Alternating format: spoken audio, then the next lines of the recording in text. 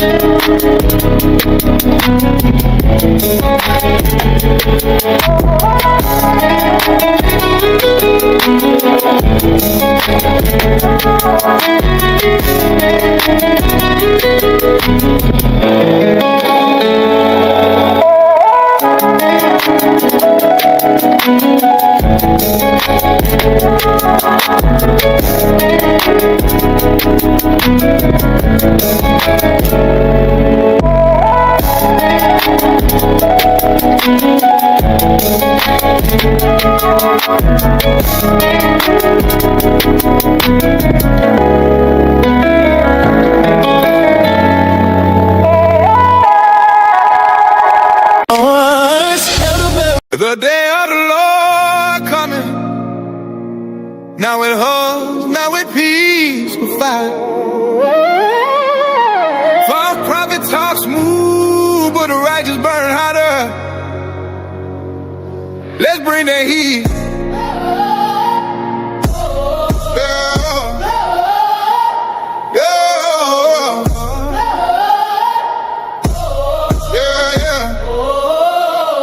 Did that 2 Peter 5, truth never tired, element melt, word in the pot.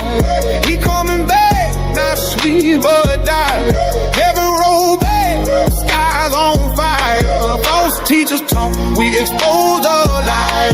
Law in my heart, spirit my wire. The righteous ride, wicked expire. Oh yeah, did that 2 Peter 5.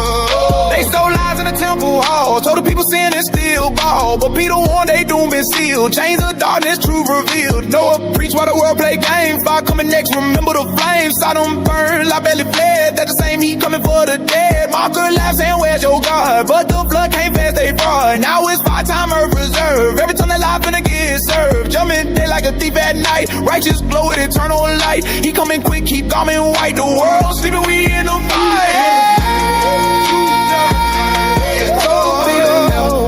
World in the pie. He coming back, not sweet but die. Heaven roll back, skies on fire. False teachers talk, we expose a liar. Law in my heart, spirit my wire. The righteous rise, wicked expire. Oh yeah, it's that 2 Peter fire.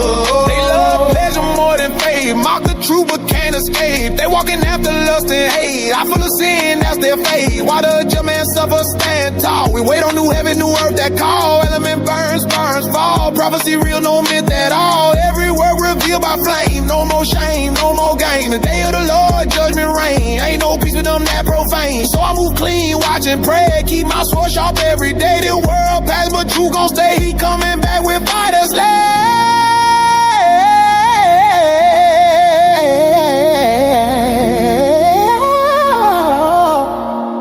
The day of the Lord will come as a thief in the night. The heavens shall pass away with a great noise. ground melt with fervent heat. Does that 2 Peter 5, truth never die. Element world in a pie. He coming back, not sweet but die. Heaven roll back, the sky's on fire. False teachers talk, we expose a liar. Law in my heart, spirit my wire. The righteous rise, wicked expire. This that 2 Peter fire. Righteous and rain. The wicked had their seed. Now the kingdom burns clean. All praises to the Most High.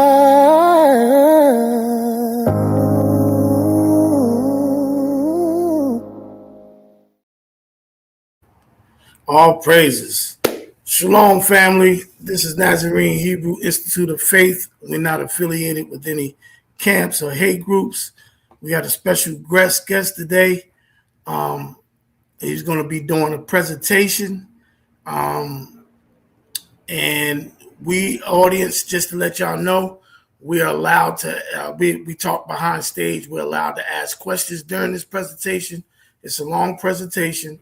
At any time, he agreed that anytime we could stop him and ask questions on this for full cross-examination. So I'll try to pay attention to that because I'll be taking notes and asking questions too. And so if I do miss any questions, please make sure that you probably have to rewrite it or something so I don't miss it or whatever, because I'm by myself today. And so I won't be able to keep up with all the questions in the chat if we need to stop and ask him a question. Just for the record, he agreed no profanity, no name calling. If you got guests, he invited some people into the chat. I expect for our family and our members and our guests as well. Be respectful to the guests coming in. That's Torah only. Let's respect each other. Let's not call each other names and all that. This is not a debate because I'm not doing any type of presentation. So this is full cross-examination of what I disagree with. And we might point some things out we might learn together, right? So I just want to point that out about the rules. The brother's camera don't work. I'm going to give him time to talk, and then I'm going to ask him a few questions before he go live, because I don't want to butcher your name out. So before I get back to the audience, how do you pronounce your name? It's Ariyah. You can call me Ariyah. Ariyah. Okay. That's fine. Ariyah. Okay. And so his brother's name's Ariyah. He's having issues with his camera. I believe sincerely that he is. He tried to get it right. So for some reason he couldn't, because I'd rather have the cameras on, so I can see who I'm dealing with. But as long as he's respectful or whatever, I believe it's him. I don't believe it's somebody in his place. So I have seen him on Facebook and all that. So, it's been a long time coming. He's been trying to get on here and show that I'm wrong, and teach us about this. So I'm going to humble myself and be respectful, and I expect for everybody else to be respectful. So before we get started, bro, with the presentation, I got a few questions I want to ask so the audience will understand. Your position is that Jeremiah is the suffering servant of Isaiah 53, correct? That is correct. Okay. And then do you have a YouTube channel where you teach? Yes, I do. It's called Devaree HaTorah. And okay. Here, I'll try to pull it up real quick. Yeah. Because I didn't know that. You must have just started that because a couple of years ago you didn't have I've been having it for some years, man. It's just that I don't really push it because, like I said, I go into depth in the Torah a lot. So a lot of people can't. Let me find it. Hold on. A lot of people can't handle it. So when it comes to that, then they kind of get you know what I'm saying. So the people that appreciate the in-depth Torah study and into the linguistics and stuff, they watch it. But here's my channel right here. You can see everything that I have. I have playlists. the Suffering Servant series. I had a Okay. few debates from when I was on debated Hakai and Genesis. Them. Right. Um, I got a lot of videos from my Hebrew teacher Mitz and from Shael. Shia, yeah, I'm familiar with him. Don't know him personally though. Yeah, Yeah. that's my immediate teacher, and Mitch Right. was his teacher. And so I got Right. a lot of stuff, different stuff on there from lessons that from Shael, from Mitch to everything. And what I do is I basically just go into the grammar and I look and see if it basically saying what it says. And I don't Right. basically don't deal with the doctrine. I just deal with what the text says. Okay. Um, Okay. if it says this, then that's what it is. If it doesn't say that, then it's not that. Okay. And um, also, um, my question also to that, speaking to that point, is that um, are you saying that the prophecy that Isaiah gave is, he speaks in present term as far as like it happened right there and then? So is he using that as a prophetic perfect in reference to the future towards Jeremiah, That or is is it correct. That is okay? correct. It is a prophetic perfect because Okay, Isaiah 53 is written in the perfect tense, but it's a prophetic perfect about Jeremiah. gotcha. When you look at the grammatical syntax, you look at the same words like a sheep. I was led to the slaughter, and everything word for word. The suffering servant songs of Isaiah are speaking about Jeremiah's coming and what he was going to be doing. He was told that he was going to be a prophet to the nations. This servant was going to be all that. And so when you line up Isaiah 53 verse by verse, you see that Isaiah fulfilled those verse by verse. Okay, and And so in your presentation, you're going to show that through Isaiah 53, line by line, that he fulfilled all those prophecies from 53 to 12, 1 to 12, is correct? that at first I'm gonna go through 53 each verse. First I'm gonna go through I'm gonna show that Isaiah 53 is not sacrificial language. Okay. Hmm. Okay. We're gonna talk about the word Asham.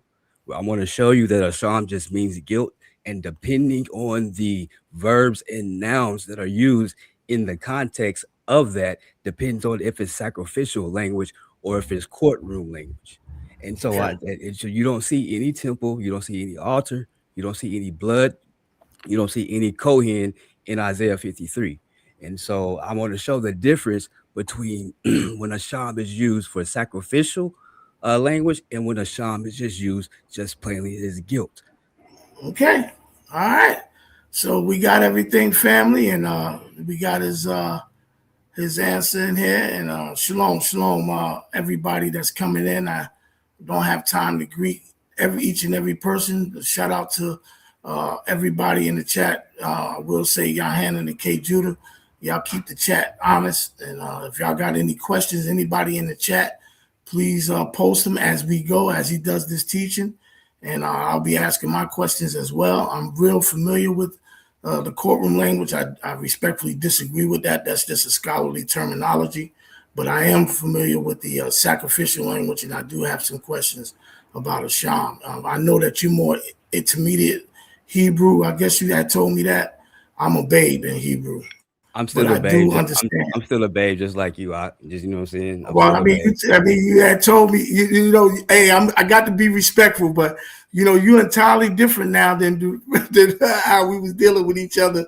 You two different people. You was I'm kind just of being respectful. That's all, man. nah. Okay, well, that's But okay. I'm a That's babe. okay, and I'm glad you are though, because I'm you I'm only two I, years. I'm only 2 years into this Hebrew into this yeah, Hebrew. but I mean, so you further than me. I'm just starting my Hebrew class, but I remember you told me Okay. you was top notch in your class for Hebrew. So Oh, now it's okay. that is true. That is true. You Yeah, ask Shael, he'll tell you. yeah. So, but anyway, I am familiar with, just from the education of understanding grammar, syntax, nouns, abstract nouns, and all that. So I'm real familiar with that, and carrying over to learning Hebrew, I do understand that too. So let's get started, because I know it's a long presentation. Everybody, if you got questions, feel free to ask, and I'll be asking my questions, and we can go from there. The floor is yours. All right, Khan. Thank you.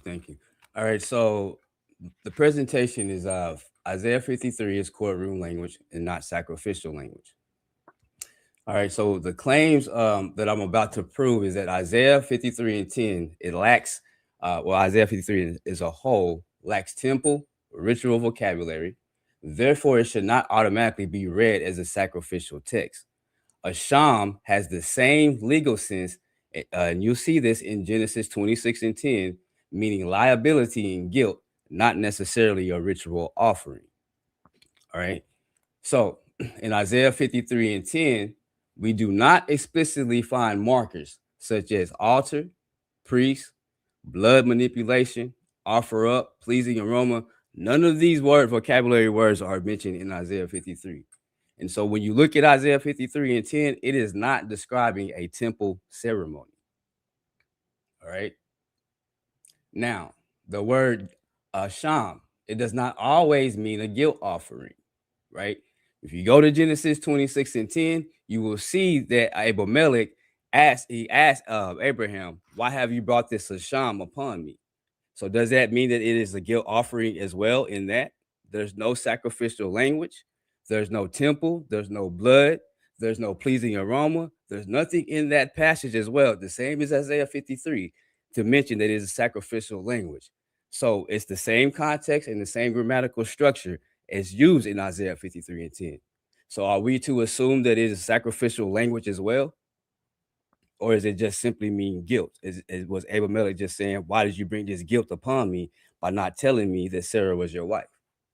All right, so I got a question for that from the beginning. You just said that guilt, right, for this particular context is the same language as guilt for Isaiah 53, correct?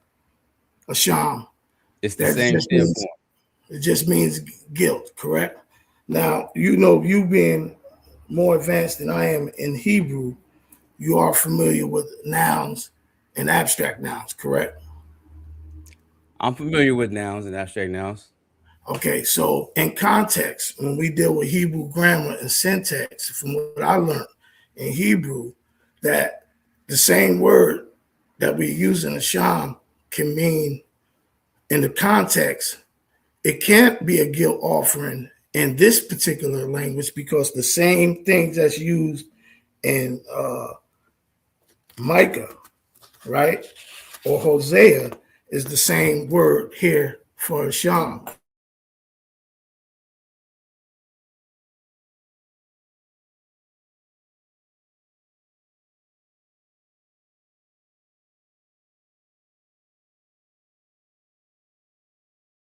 Let's look at it. Let's pull it up. What verse? Micah what?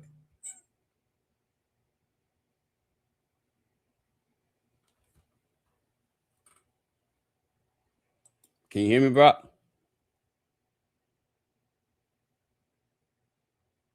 Can you hear me? I'm sorry. I fell I out. can hear. Yeah, what verse in Micah? It was Hosea. I meant to say Hosea 5:15. Please forgive me. Hosea 5:15. Yeah. So I want to ask, is that word the same as in Genesis, guilt? Let's see here.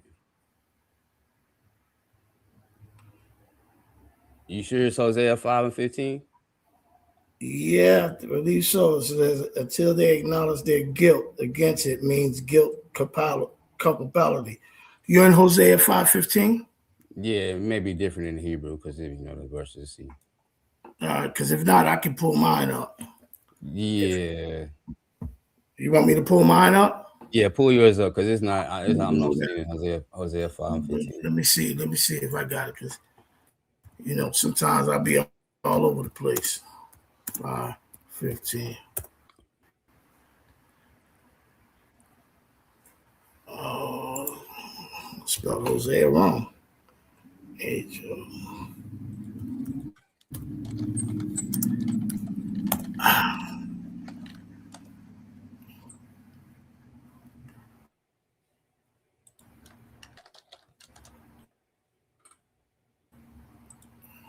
All right. Here's Isaiah 5:15, the verse. Let's look at the tools. I think you mean Micah 3. Can you see it on the screen? All right. No, I'm right. I'm right. What I said. I'm All right, going to Hosea. pull it up on the screen for you. Okay, let me see it. Let me see it. No, let me get. Hold on. Just relax. I got you. I just want to show it, and then that way we can look at it together, and then you can tell me if that's what it is. All right, share screen. All right, see right there in Hosea 5:15, the word of Sham, right here. Acknowledge their offense, and see right here, Psalm. You see that on the screen, bro? Hello, are you there? Your mic's muted, bro. Your mic's muted. Can anybody hear me in the chat? I had to mute my mic because somebody. Okay, I just want to make sure because sometimes the internet messes up. So you see that word? Yeah, that's the same word, right? A psalm, right? That's the same. Right. So that's Hosea 5:15. So the question that I'm asking you, because there is different context when I said noun, abstract noun, me being a student, asking you, are you saying this same word that's here and the same word that's in Genesis, you agree that's the same, correct? That's the same word. Same word, same form. So you're saying that same word in Isaiah 53 is the same exact word as well. It's the same exact word right there. And that's when I disagree. Now let's go there, because that's why I asked you about noun, abstract nouns. And the reason why I asked you about noun, abstract nouns is the language that's used in Isaiah 53 is the same language that's used in Leviticus 5. So let me get to Isaiah 53, and then I'm going to let you continue to go, because I don't want to hold you up, but I just want to point out. No, I want you to go ahead and get that, because I'm glad that you brought that up, because Leviticus 5 is in my presentation, and then they're going to see the difference between that and that. So go ahead. Okay. All right. Good. So we'll go to Isaiah 53, and we'll look up where's that word. What would that verse? That word would be in Sham and Isaiah. Was it 10? Going off the top of my head for Sham.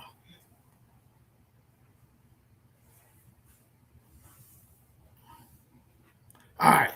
Now, if you see in context, right, we looked it up together. We just looked up, and you agreed that both of those guilt offerings was different. That those definitions we looked up in context does not say an offering for sin. It does not say that. It gives a distinction.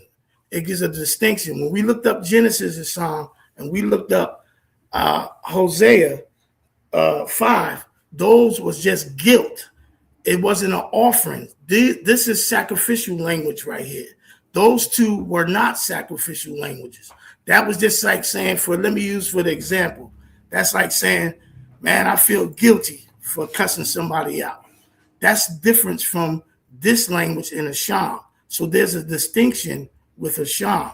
Now, I will let you go and address this, but when we look on the manuscript, this is what a noun and an abstract noun is that I see. And that's why I have an issue with the word of Sham, because in context, there's no reason why Amalek would be talking about a guilt offering when he's just talking about feeling guilty. So the word means in context guilt as being guilty in something, and then here it means as offering a sin. And we looked it up together. Now, I'm going to let you deal with this because you know Hebrew better than me, and explain to me that, and here it's saying in context is dealing with the sacrificial language.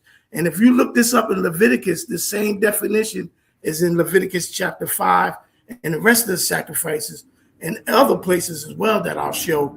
But then in these two that you just used, they're the same. And then I have other verses. Before you click off your screen, can you go back to Hosea 5:15 on that blue letter?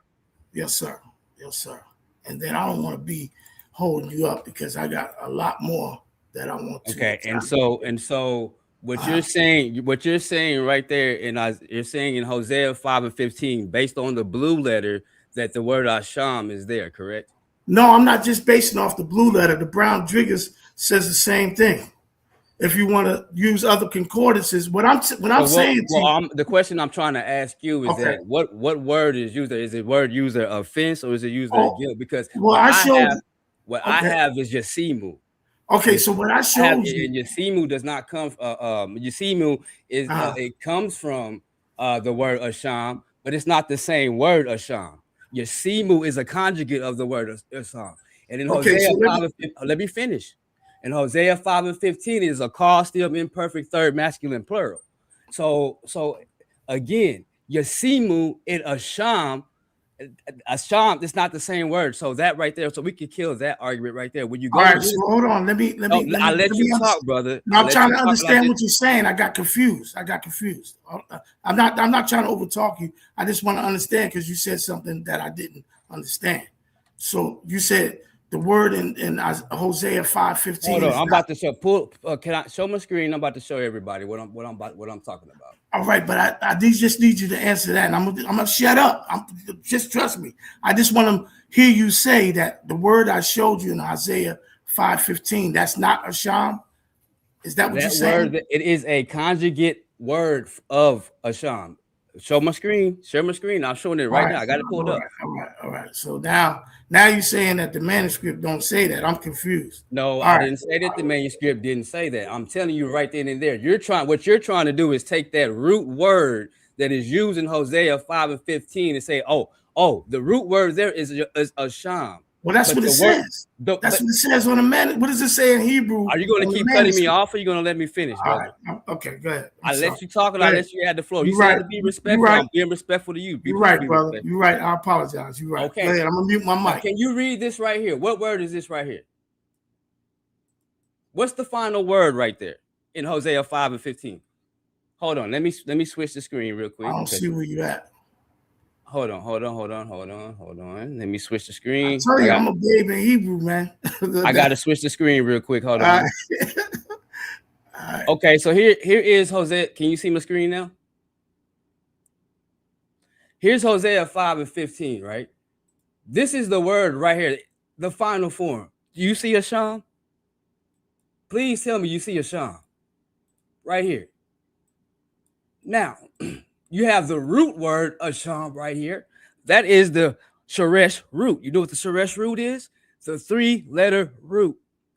That word, just because the 3-letter root word is in there, doesn't necessarily mean that it's that word. That's why when you click on this right here, 8:16, it says it comes from this word.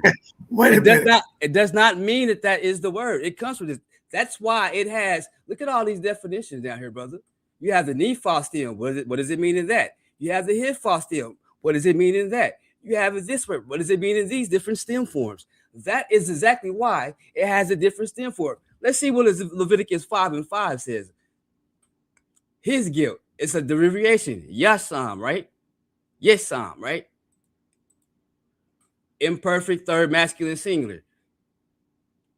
Click on another one. Let's see what it says in Genesis 26:10 or Leviticus. What was the one that you threw up that you said Leviticus 5:7, right? No, I said Leviticus 5:4. 5:4. Okay, since we already here. Right? So we said the word of Sham. Let's see.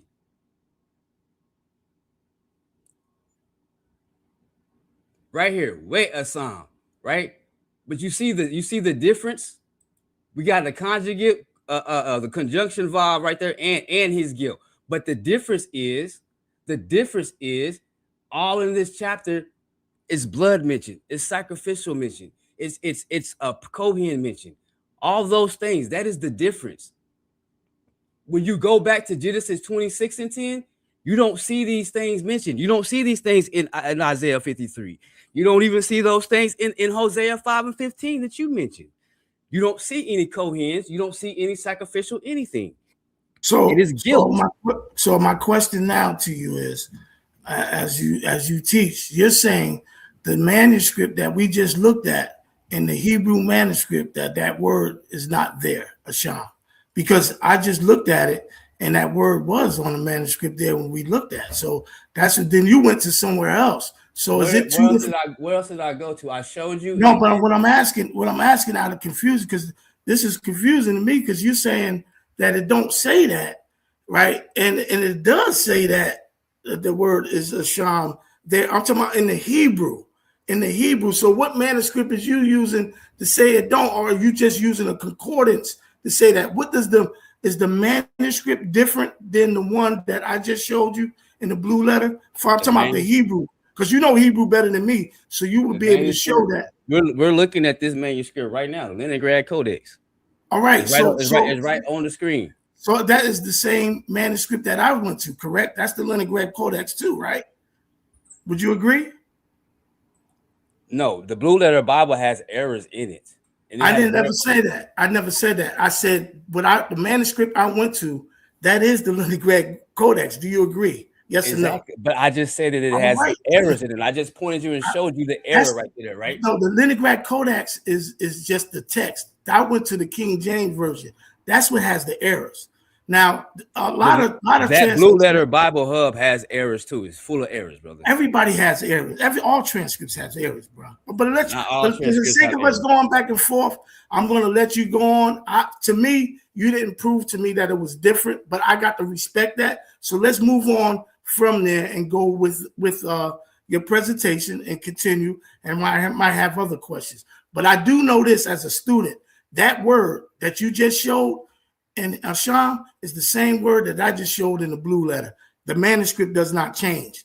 Maybe the definitions and the translation errors can be, but the manuscript says Asham. That we can agree. And if you're saying it don't, then I have to go get my Hebrew teacher against yours to see who's right, because I see it and my wife speaks it a lot better than me, and she said the same thing. That's the same word on the manuscript. Now, if you're telling me it's not, I have to take your word because I'm not that well studied in Hebrew to correct you with that.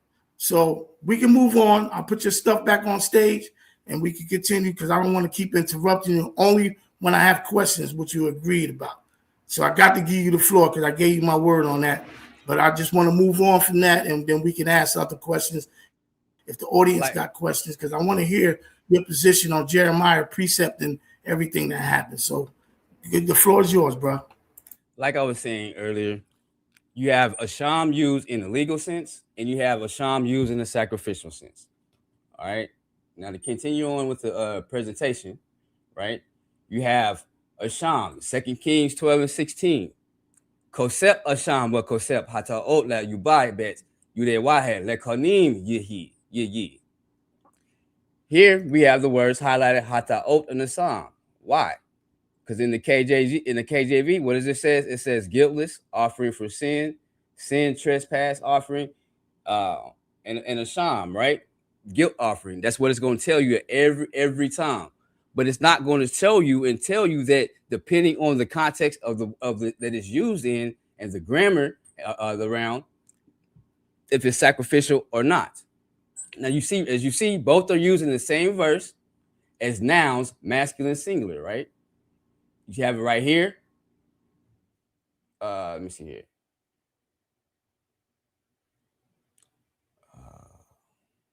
You have it right here. Punishment for sin, right? Hata'ot. That's a punishment for sin,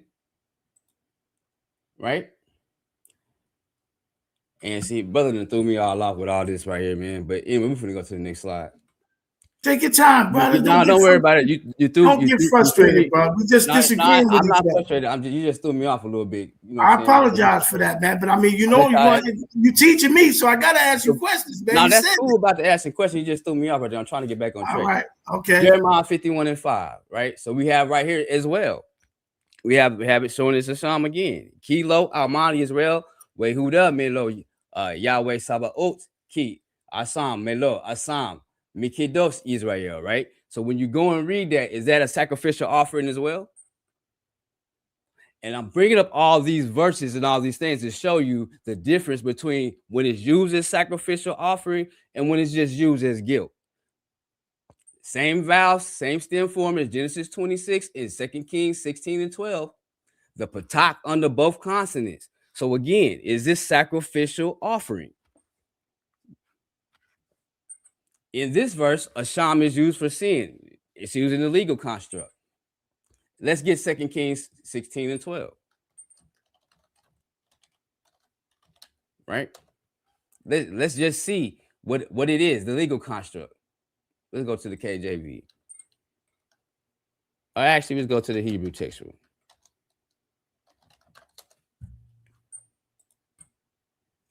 And when came back the king from Damascus and saw the king, the altar, approached the king to the altar and made offerings on it, right? You see the difference? You see the word Sham in there, but you see offerings, you see altar, you see all those words. Same words as in Leviticus 5 that he brought up, Leviticus 5 and 4 that he brought up, but you don't see that in Isaiah 53. That's two witnesses right there per Deuteronomy 19 and 15. But let's get back on this. What was the other one? Genesis 26 and 10. Let's see what Genesis 26 and 10 says. Let's see if we see sacrificial language or anything in that.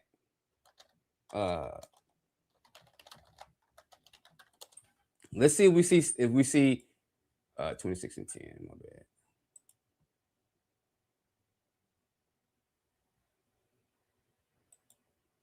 bad. And said Abimelech, what is this you have done to us? Might have lain with one of the people with your wife, and you have brought us this guilt. But you said it was the same everything because of what Hosea 5 and 15. So again, why does it not mean sacrifice right here? Why does it not mean blood sacrifice right here? 2 Kings 16 and 2, Leviticus 5, you have altars, you have offerings, you have all of that stuff. Genesis 26 and 10, you don't have that. You don't have any of that. And you have the same construct, a psalm. Now, we've already looked at Leviticus 5 and 7, but here it is right here. Wa'im lo tagi yado desh. Beit Et Ariyah aser hata sete turim o sani bani. Yana Yahadad Hatat Wahed Lole, right? We see a vav at the end of the verb his trespass, but you all see temple language involved in the verse, right? You see lo hatat from the 2403 hata ot, which is a sin offering, and leolah burnt offering. None of these exist in Isaiah 53 and 10 or in Isaiah 53 at all. You don't see none of that stuff. Can I ask a question now? Go ahead. All right, so in Isaiah 53, verse 10, it says, yet he pleased Yah to bruise him. He had put him to grief when thou shalt make his soul an offering for sin. Now, in that language, that is, would you agree that is? No, I do not agree. I do not agree. That is figuratively. Hold on. The question I'm asking, do you agree that that's sacrificial language or offering for sin? That's what I'm saying. No, that is not sacrificial language. That is poetic language, and it's poetic. Sometimes Hebrew uses it. Let me finish. Sometimes Hebrew uses idioms and different things. Isaiah 53 is full of them. Okay. First and foremost, just to prove that, when you look at that word daro, right, it comes from the word daka, it means generation, and it means a particular generation. Not any and every generation, not the future generation. It only means the present and the past generation. Okay. So I just want to get you on record because we are live. You said this right here when it says an offering for sin. Offering for sin, you said that that's not sacrificial language, or you saying that just for this verse? You know what? Let me finish this thing. I'm going to get into all of that, bro. But I thought you agreed that I can ask a question, though, bro. If I can't stop you and ask questions because I'm confused. You're saying that it's not sacrificial language, and then I'll let you go. I just need an answer. I just told you the answer. You just repeated my answer. You just said that I'm saying that it's not. Okay, go ahead. Keep going. I mean, no, I'm just saying because it's in my presentation, brother. All right. But see, then I'm gonna stop asking questions then and just wait till you're done because it's frustrating you from. No, you can ask your questions, man. But if I tell you that it's in the presentation, how about you wait and see if it's in the presentation? Okay. If it's not in the presentation, then bring it back up. All right, but you gave me an answer. Got you. Go ahead. All right. Now again, like I said, what was I? Leola, burnt offering. None of these exist in Isaiah 53 and 10 or Isaiah 53 at all. None of them. Now let's look at sacrificial language in Isaiah 5 and 18, right? You got Asam who assume Asam Yahweh, right? Here we see temple language being used. Where? It's in the prior verse. And he shall bring a ram without blemish out of the flock without estimation for a trespass offering unto the priest, and the priest shall make an atonement for him concerning his ignorance, wherein he erred and wist it not, and it shall be forgiven him. Now, Leviticus 7 and 5. Wehikter otam ha-kohen. Got that word right there, priest. Ha-kohen, hamuzbeh, it said yudewahe asam hu. Well, again, we see temple language again because we have the priest and we have what else we have here? Hamuzbeh. Here we see temple language being used in the verse itself, and the priest shall burn them upon the altar for an offering made by fire unto the Lord. It is a trespass offering. Can I ask a question again? This is if this is in your presentation, I'll wait. The word sin offering in Hebrew is, how do you say it? Katat or katat? How do you say that in Hebrew? Sin offering. How do you say that? I know how to spell it, but I don't know how to pronounce it. How do you say that in Hebrew? Sin offering. Something like that. Katat. Chatat, correct? Katat. Yeah, zakat, right. So a reason why I'm asking you how you say that, because that's how you say it in Hebrew. And for what I learned in Hebrew, that is a sacrificial language of a sin offering. That's what I wanted to. So if you're going to show that, that was why I asked you the question, and you said it's in your presentation. So that's why I disagree. It is a sin offering, and it is a sacrificial. But go ahead. Are you any other questions so I can continue? That's it, sir. Go ahead. All right. Now, Leviticus 4 and 3. Again. Im ha-kohin hanisa yita la asmat ha'am wa hikrib al hato aser hata pa bin bakir tamim Yahweh la hatat. See temple language again. But we see the conjugate of the word chata, which again, see, that's why I say just wait sometimes. Highlighted in 2403, right? Highlighted, H2403. Punishment of sin, purifying, an offense, sometimes habitual sinfulness. And it's a penalty, occasion, sacrifice, or expiation. Do you know what expiation is? It's the act of making amends or atonement for a wrongdoing, sin, or crime, to extinguish guilt and to satisfy an offended party. Because see, there's more words that mean guilt or sacrificial guilt than what people try to say in Psalm. There's a couple of words actually. Leviticus 4 and 26. Ma'et kal helbo yaktir hamizbeh keheleb zebeh hasalim wekiper Allah hakohen mehatato when nislalo. Here we see temple language again. Mehatato is a noun feminine construct, second masculine singular, with the prepositional mem concerning his skin. You see the temple language here with the word zebah of the sacrifice and wekapir. So shall make atonement. Ha-kohen, the priest, and yaktir, he shall burn. None of those exist in Isaiah 53. None of those exist. There are, like I said, Leviticus 5 and 11. Now let's go to Isaiah 53 and 10. You see, Yahweh hapez dakal, hele im tasim masam, napso yere zara, yarik yamim, but hapez Yahweh, bayado yizla. Now you see there's no priestly language in the verse or in the verses prior to it, right? This is legalistic language. Plus you have the word dakal, which comes from daka, which means to crush figuratively. Brown driver Briggs, right? Isaiah 5 and 10, crush figuratively to one's death. Now, the covenant lawsuit pattern, right? You have Riv. A major prophetic structure as the covenant lawsuit. God appears, or the Most High appears as the judge or injured party. You have the covenant Lord, and then you have the covenant Lord, right? Not the injured party, covenant Lord. Examples, Isaiah 1, Micah 6, Hosea 4. Key legal vocabulary that appears in those chapters: guilt, witness, indictment, judgment, compensation. Courtroom language. Same thing that's in Isaiah 53. Now, covenant lawsuit pattern, Riv. Prophets frequently detach sacrificial terms from the altar and apply them to people and nations. An example, Hosea 6:6, moral sacrifice.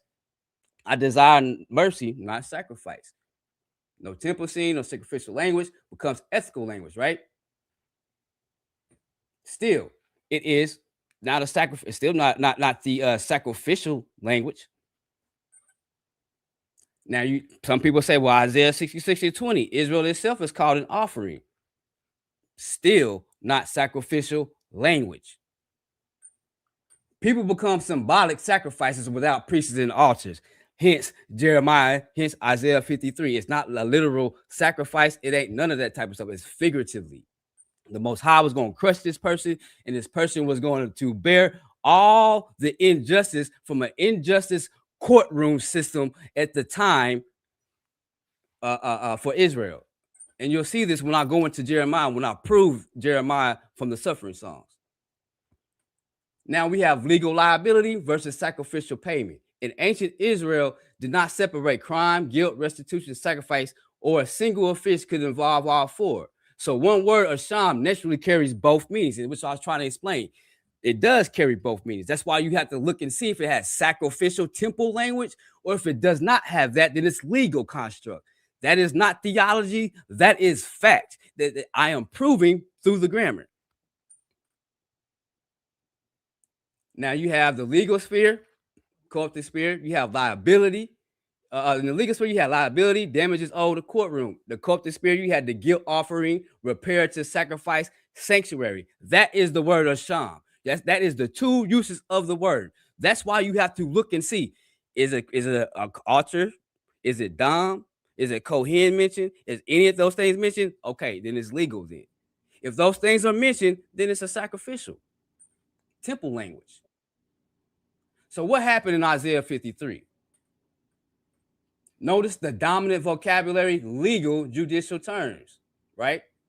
Look at all the legal terms. Struck, liability, impunity, bear responsibility, transgression, righteous, justified. This reads like it's a courtroom procession. This reads, like I said, this reads like a trial verdict, not a temple manual. No priest, no altar, no ritual procedure. Now, under covenant law, when guilt exists, liability must be carried.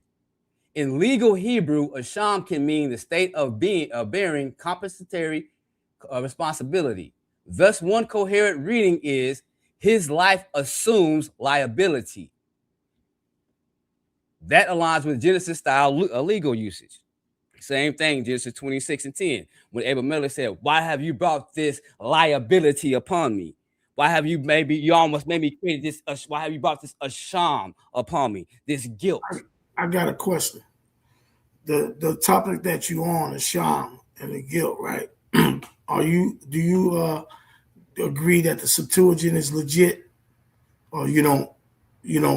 Why would I use the Septuagint when I can go to the original? I'm asking for a reason. If you don't, no, I don't mess with the Septuagint. Okay, I just mess with the all right. And the reason why I ask is because the Septuagint is Greek, but do you know it was translated from ancient Hebrew manuscripts? I understand all of that. I just So I'm asking. The reason why I'm asking this is just a question, bro. You got to get comfortable. You gave me. I'm letting you talk. I just want to step in and ask questions. You answered the question on that. The reason why I asked the question is because that same manuscript in Hebrew that was translated from Greek, with Isaiah 53:10, it shows that it's asham as well. So I'm just trying to show witnesses from different angles that same translation, even into the Greek, even coming from the Hebrew, is asham. I just want to point that out. And maybe you haven't studied manuscripts.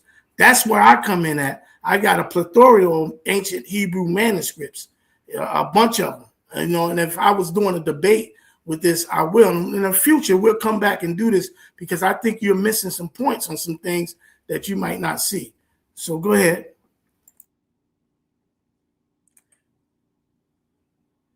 All right, so the prophetic technique, the literary structure is called a metaphorical cultic transfer or a juridical cultic conflation, meaning legal judgment language is expressed using sacrificial vocabulary without describing an actual sacrifice. The prophets do this often. Isaiah intentionally chooses a word that sits between two worlds, courtroom guilt and ritual compensation. Now, Isaiah 40 through 55 models a royal courtroom verdict followed by vindication. Isaiah 53 only makes full sense when you read inside the literary architecture of Isaiah. Isaiah 40 through 55, the divine trial of drama, or the cosmic courtroom narrative. And it opens up with Isaiah 40 through 55, opens with a royal courtroom scene. The section beginning in Isaiah 40 is not random prophecy. It is structured like an ancient Near Eastern royal lawsuit.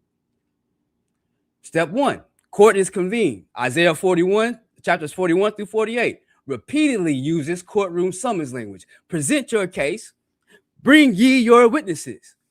Let them declare the nations, the idols, Israel. Straight courtroom language. Why? Because the Most High is leveling a charge against Israel and the nations. This mirrors a king sitting in judgment. Isaiah 40 through 55 continue. Number 2, the parties in the trial. Number 1, Yahweh, the judge and plaintiff. He's the one that's claiming covenant breach. 2, the nations and idols, defendants. They must prove legitimacy. They fail to predict history, so that's a legal defeat. 3, Israel, the servant / witnesses. Israel is repeatedly called servant, witness. Example, Isaiah 43 and 10, right? We got a question. Go ahead. Is courtroom language mentioned anywhere in the text? Courtroom language. People said you keep saying courtroom language. So if you're looking for the word courtroom language, is it? I know what it is. The words. If the people are looking for the exact words courtroom language, no. This is where the Most High says, "Study to show yourself approved." So this is just scholarship. Saying this is just scholarship through the grammar. All right, we just wanted to point that out to the audience. That's all. They want to make sure I already know it's not in there. I just wanted to let them hear that, so we know that that's just something that the scholars made up. Courtroom language. So right, go ahead. What's being proved is being proved through the grammar. It is courtroom language. You see it right there and there. Like I just gave you a list of vocabulary words that denote courtroom in English and in Hebrew. So how can you not say that it's not courtroom language when you have all the courtroom vocabulary? That's like saying a pig dressed up with lipstick ain't a pig just because it got lipstick on it. Okay, so I'll explain. You asking me that question, or you just? No, I'm asking you the question. All right. So the reason why I disagree with you saying is courtroom language. One, of course, it's not in there. But these Hebrew words that you're talking about are not courtroom language. The Hebrew words you're talking about that's on the manuscript, that's our original tongue. Our original tongue is not courtroom language or courtroom words. They're Hebrew words. Oh, now the English, the English you're using are courtroom words. So let me ask you, when King Solomon judged the two women, the prostitutes, right? Did he use Hebrew words? Of course not. But I'm saying King Solomon didn't use Hebrew words when he judged the two women in the courtroom setting. I can't. The lady who killed the other lady's baby, when you know what I'm saying, and replaced the dead baby, gave her the dead baby. They sat before the judge, right? I'm saying right? The language is written in English, though, bro. But listen, I'm trying to show you that your point is irrelevant. You're saying. Okay, so what I'm saying is that the English Hebrew language. They still spoke the Hebrew language in the courtroom. That would still be courtroom language, right? Just because the word courtroom language is not written in English. The English words are the courtroom language, not the Hebrew words. The Hebrew words, brother. The Hebrew words are the courtroom language. That's where you think the English is getting it from. Right, well, that's why I gave you the example of King Solomon judging. Disagree with that. Okay, so, but go ahead. So when King Solomon judged the two women, brother, was he? No, let's keep on with the presentation. I don't want to. You keep stopping me, brother, going into everything else. No, I'm asking questions. That's why. And I'm answering your question. Now you don't want me to answer the question because I'm trying to break it down. No, all right, go ahead. So again, when King Solomon, when he did anything, any Israelite king did anything in the Israelite courtroom, they use Hebrew words. They use regular words, just like what is in my presentation right here. That he says that he disagrees are judicial terms. So how would King Solomon have told that woman, hey, you struck him in the neck while he's doing a court proceeding? That's why it's irrelevant what you're saying. Legal terms. Now back to my presentation. 2, parties to the trial. Yahweh, judge and plaintiff. Two, nations and idols, defendants. They must prove legitimacy. 3, Israel, the servant, witnesses. So, like I said, before Isaiah 53 even appears, the servant already has a legal identity. There's no priest, there's no sacrifice, there's no witness, witness in a covenant lawsuit. Now, number 3, the accusation phase, Isaiah 42 through 48. Israel is declared blind, deaf, guilty, and exile. Legal vocabulary dominates, right? Transgression, iniquity, judgment, redemption. Israel fails as a servant witness.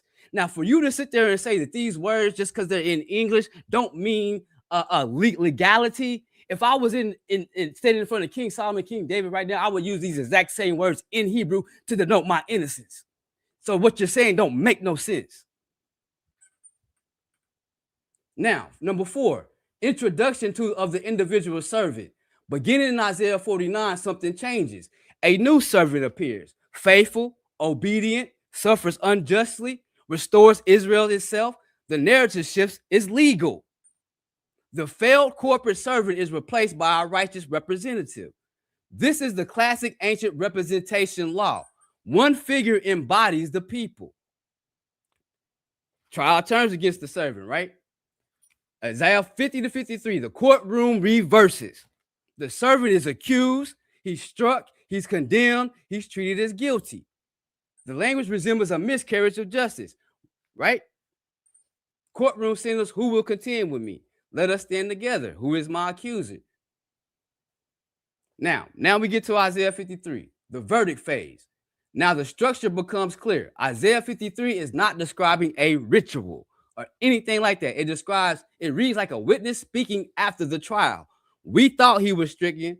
This is retrospective courtroom testimony. The speakers admit they misjudged the case. The verdict against him was wrong. Now, the legal logic of the chapter: servant condemned, community assumes guilt as his, court reveals guilt belonging to others, servant bore liability, asham, divine reverse issue. This is judicial vindication. You get the vindication scene, 52 to 53. Royal language appears, exalted, lifted up, portion among the great, justified many. These are enthronement acquittal formulas, not temple ritual terms. The king overturned the earlier human verdict. The ancient royal trial pattern. The narrative follows a recognizable Near Eastern pattern. 1, court is convened. 2, charges issued. 3, the witness is examined. 4, innocent suffers judgment. 5, the king reveals truth. 6, innocent is vindicated. And then 7, reward, exaltation is granted. Isaiah 40 through 55 fits this pattern perfectly, and Jeremiah fits that. Why asham works here within this courtroom drama? Asham functions naturally as legal liability assumed by a servant. He becomes the one through whom the case is resolved. No altar required, no priest required, right? None of that. Now, the servant songs is one legal narrative. You got the servant songs, and then we're going to get into that next, because this is where I'm going to prove that Jeremiah fulfills all of these from the grammar. Now, Isaiah 53 is the judgment reversal at the climax of a long legal drama. The prophet is answering, how can guilty Israel be restored if the covenant court has already condemned them? The answer is within the narrative. A righteous servant carries a covenant liability and is then vindicated by the Most High's royal decree. That was Jeremiah, our suffering servant. Now, Isaiah 40 through 55 actually works as a legal royal courtroom drama. Now that you see the structure, Isaiah 53 stops looking like a temple sacrifice language and reads more like a judicial verdict followed by vindication. Now we fix to get into the suffering servant series, right? All the ones in Isaiah, the suffering servant song. Question. Go ahead. Is this the last presentation? This the last one. Okay. All right. So now we get into the suffering servant songs. All right. So it's the first song, Isaiah 42, 1 through 4. Second song, Isaiah 49, 1 through 6. Third song, Isaiah 50, 4 through 9. Fourth song, Isaiah 13 through Isaiah 53 and 12, and then we're going to get into the conclusion. Now, what does he say? Son of man, I have made you a watchman to the house of Israel. Wherever you hear the word from my mouth, you shall give them a warning for me. This is exactly what this is. The aim of this video is to show how Jeremiah fulfills certain aspects of Isaiah's suffering servant. The new and final video will be on idioms, which I have a 6-part series, and the last one is on none but idioms in Isaiah 53. All right. So my opening argument for this lecture is going to be: we have here today to resolve a long-standing dispute over one of the most parsed, debated, and misunderstood texts in the ancient world, Isaiah 53. For centuries, traditional theology has conditioned us to read this chapter as an altar space, a piece of mystical cultic literature detailing a pagan-style human sacrifice. We have been told to see priests, blood manipulation, and an altar. But today, we're going to look past the theological traditions, and we're going to look directly at the stone-cold grammar of the text. And we're going to examine the syntax, the verbal aspects, and the vocabulary. The altar completely vanishes. Now, in our defense, was going to rest upon 3 irrefutable pillars of Hebrew grammar and history. The nominal priority. We will demonstrate that Isaiah 53 describes the servant primarily through nominal clauses. And you do know what a nominal clause is, brother, right? That's a question to you. No, I don't. Okay, then. Explain what it is. We will go through not action verbs. This chapter acts as a formal legal brief establishing judicial states of being: innocent, despised, rejected, and legally assigned. The forensic reality of Asham. We will dismantle the claim that the word Asham in verse 10 demands an animal sacrifice. By analyzing the active verb tasim, we will prove that this is legal language of imputed liability and debt, completely detached from temple architecture.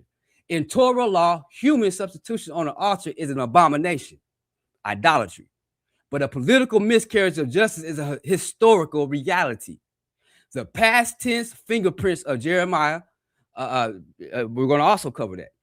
Finally, we're going to address the timing. Through verbs like nigzar, a nephal perfect past tense verb, the text reveals it is executing a retrospective poetic evaluation of an event that has already taken place, which is called prophetic perfect. Written from the ash heaps of exilic Babylon, this sacred poetry maps perfectly, clause for clause and word for word, onto the historical career of the ultimate suffering scapegoated prophet of Israel, Jeremiah. And we're fixing to get into this. Now, Isaiah 42, 1-4, we have right here, Hin avdi ekmobo, bekiri ratazah nafsi. Behold, my servant whom I uphold, my chosen, in whom my soul delights. He will bring forth justice to the nations. He will not cry out or lift up his voice. A bruised reed he will not break. Jeremiah parallels this. Jeremiah 20, 7-9. Jeremiah speaks of God's calling and his intense struggle, but he remains faithful without loud protest. You have deceived me, O Lord. But if I say I will not, if I say I will not mention him or speak anymore in his name, his word is in my heart like a burning fire. Jeremiah 11-19. Jeremiah describes himself like a gentle lamb led to the slaughter, showing meekness and submission rather than loud resistance. Jeremiah 42, 1-6. Jeremiah advises the remnant quietly and humbly after the fall of Jerusalem, reflecting a servant's role in guiding and leading. All right.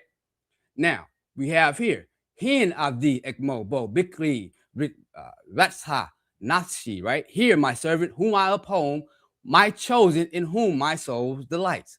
Right. So you have the word avdi, noun first singular, first person singular, first person construct singular suffix, my servant. Right.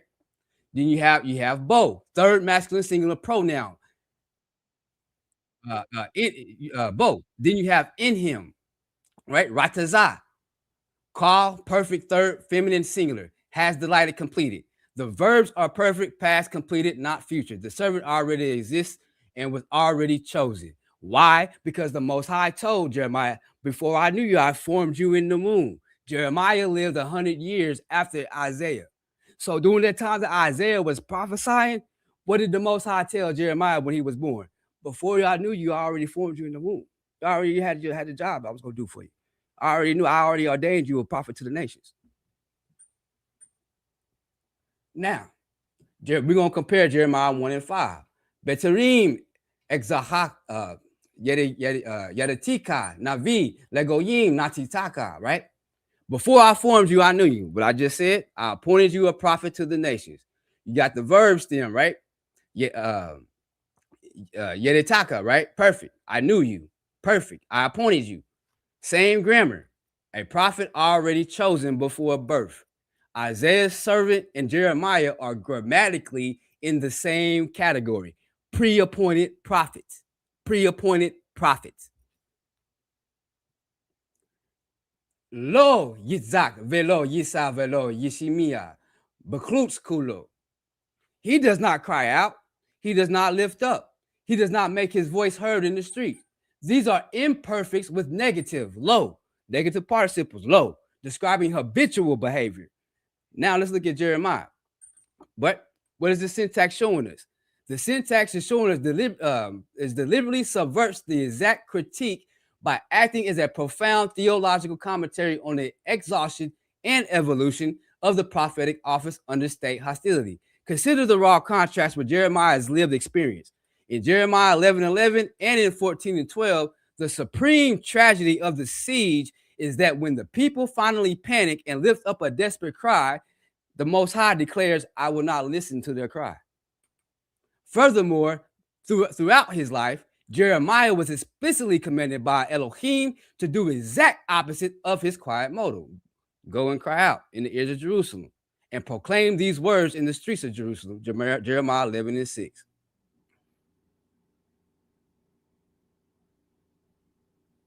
Now, let's look at the grammar of this said verse, Jeremiah, right here.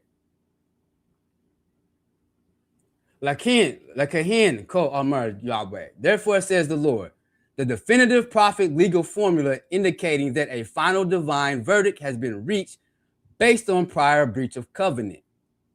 Hani mavi elachim ra'ah. Behold, I am bringing upon them evil, disaster. This is a demonstrative participle with the first person's construct singular suffix, creating immediate, imminence, plus Hiphil participle masculine singular from the construct root ben. To cause to enter. Al-shirlo yokolu lezet memina, which they shall not be able to escape. A relative pronoun. We have negative participle plus a call imperfect third masculine plural right here, where it's showing you, right? Ukulu, right? Kulu, ukulu, or kulu. To prevent, endure. Call infinitive construct from can't even see the what's the name? Yazar, to go out, exit. Prepositional suffix from it. Then you have Viza'aku, Ule, Velo, Eshima, Elohim. And they will cry out to me, but I will not hear them. Vav, consecutive call, perfect, masculine plural, right? The guttural shriek of a victim under intense pressure. Negative participle plus the call, imperfect, marking a deliberate judicial closing of the divine ear. We have the phrase lo yakhulu, right? Latzet, memina, which also means the judgment is mathematically inescapable. More critically, the text weaponizes the verb za'ak, the ultimate legal cry of distress that historically triggered the exodus in Egypt and declares it useless. The covenant mechanics are broken. Elohim has explicitly rescinded his obligation to listen to the panic of his people, right? So then we have here, what did I tell you? The negative participle lo, imperfect describing restrained speech. Jeremiah is the prophet who tries not to speak publicly. Lo, ex, renu velo, adeber al bishmo. I will not mention him or speak anymore in his name. Fulfilling that. Now, let's go and look at 42:2. Look at the severe, desperate grammar of this internal instance. Lo ex carino. I will not mention him, think of him. You have the negative participle, lo, right here, lo, negative. Negative participle plus a call imperfect first construct singular from the root zakar, to remember, mention, plus the third masculine singular pronominal suffix referring to Elohim. Lo as a karenu is referring, I will not mention him. So it's showing you that the Most High is referring to Elohim. I will not mention him. Jeremiah is fulfilling that part of Isaiah 53. Velo adaber ad bishmo, nor will I speak anymore in his name. Here you see the conjunction plus the negative participle plus PL imperfect first construct singular from the root zakar, dabar, to speak. Adverb yet again anymore. You have the preposition plus the noun masculine singular third masculine suffix, which says in his name. Velo adabar ad bishmo. Jeremiah tries to shut his mouth. He tries to withhold the word. He makes a conscious legal vow to permanently withdraw his voice from the public square, matching the exact spatial restriction we saw in the first servant song. But the text immediately follows the breakdown with the ultimate reality of the call. But his word was in my heart like a burning fire, shut up in my bones. I was weary of holding it back, and I could not endure it. Now, let's look at Jeremiah 1 and 10. La hashev Yaakov elav, ve'Yisrael lo ya'esev, to restore Jacob to him and gather Israel to him. These are infinitive constructs showing mission, purpose. Now, Jeremiah 1 and 10. Lintos ve'lintos, levnot ve'letor, tua, to uproot, to tear down, to build, and to plant. Same infinitive structure, prophetic mission formula that Jeremiah was told he was going to have. Now, Isaiah 49. Let's look at Isaiah 49 and 5. The servant cosmic mandate is delivered via infinitives. La hashev, to restore. When we turn to Jeremiah 1 and 10, we find the exact same grammatical formula initializing his career. Lintos, to uproot. Valintos, to tear down. Livnot, to build. And valintua, to plant. Same thing as Isaiah 49 and 5 in Jeremiah. Same exact grammar, same formula, same everything. This is the standard prophetic mission formula of the Hebrew Bible. Isaiah is not inventing a pagan mythological savior, Christ, New Testament idol. He is using the established prophetic syntax to depict the restoration assignment given to the ultimate suffering prophet, Jeremiah. They share the same grammar because they share the same office. Isaiah 49 and 6. What do we have here? Natatika le orgoyim. Natatika le orgoyim. I have made you a light to the nations. Caused them perfect. I have appointed you. Right? Natatika. Right? Natatika. I have appointed you. Not that I made you, but I physically myself have appointed you to the nations. This is your job. This is what you're going to do. Now, Jeremiah 1 and 5. Navi lagoyim natatika. Nevi lagoyim natatika. I have appointed you a prophet to the nations. This is direct grammatical parallel. What did Isaiah say? Natatika le orgoyim. Natatika le orgoyim. What does Jeremiah say? Navi lagoyim natatika. So here, Isaiah said, I'm going to appoint this person a prophet to the nations. What does Jeremiah say? Navi lagoyim natatika. You appointed me a prophet to the nations, oh Yahweh. Same verb, same object, same nations. I got a question, because I thought you were winding down to just showing. I'm done, bro. I quit. Y'all got it. Yeah, no, but I wrote, because you said you was going to deal with going to Isaiah 53, and this is the main thing. I get it, because you did say your presentation was long, but can we just go to Isaiah 53 that you said you was going to show, and show that each verse lines up with Jeremiah, that applies to Jeremiah? You said you would do that. Can we get to that part, and that way we can, because people are confused, and I see where you're going. I see you speaking, and you're doing a great presentation. But the media of the things is that's the problem right there. See that you can't, when it comes to this, you can't skip nothing. That's why all the confusion comes in. All right, so you just still want me going to to be? so no, I'll just end it right here. I just No, end are it you right still here, going to be able to go get ahead, to? Hold on, but okay, but let me ask you this: will you still be able to go to line by line and show? I didn't know you was going to be. I'm actually doing some of it right now. You know what I'm saying? Some of it Oh, right now. honestly, I don't see that. How you doing? You're not in Isaiah 53 showing, comparing that to Jeremiah. I'm actually leading it up to that. The whole Isaiah, Okay. you can't get without Isaiah 49 and all these suffering servant songs. There is no Isaiah 53, brother. I get that.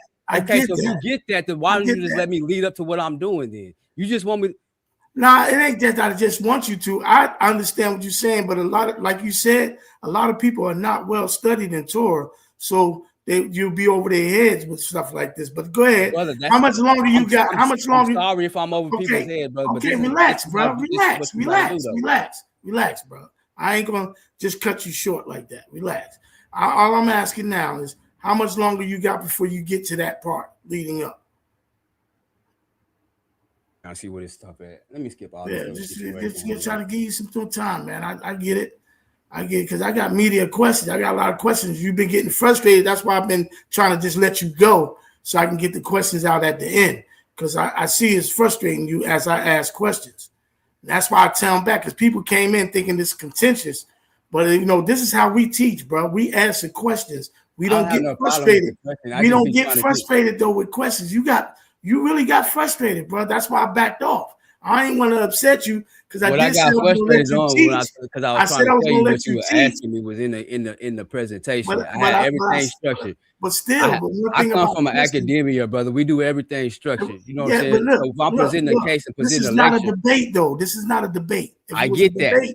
It'd be more structured. So you got to understand that. So when you teach, I'm just giving you an example as an elder. When you teach it, and you allowing the platform to engage with you and ask questions, you're gonna have to have patience, bro. You're gonna have to relax, and that's what I was trying to show you. I get it; it's ahead sometimes and all that, but your mentality is the structure of a debate right now, and that's why you're being frustrated because you're not used to these type of questions. So. With that being said, not the problem. It's just the fact I'll cover a lot of the stuff inside of my presentation. I get that, and that's good when it's I've been trying to get to it. I just skipped a whole 30 minutes of the presentation just so I can go down here. I can deal with Isaiah 53 for y'all. Okay. So we finish right here.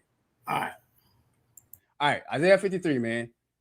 Same negative participles, right? It says right here, like a lamb, he was led to the slaughter. Jeremiah fulfills that right there. Jeremiah 11 and 19. Kasher let Tavak Yuval is the passive of him fulfilling that, being led to the slaughter.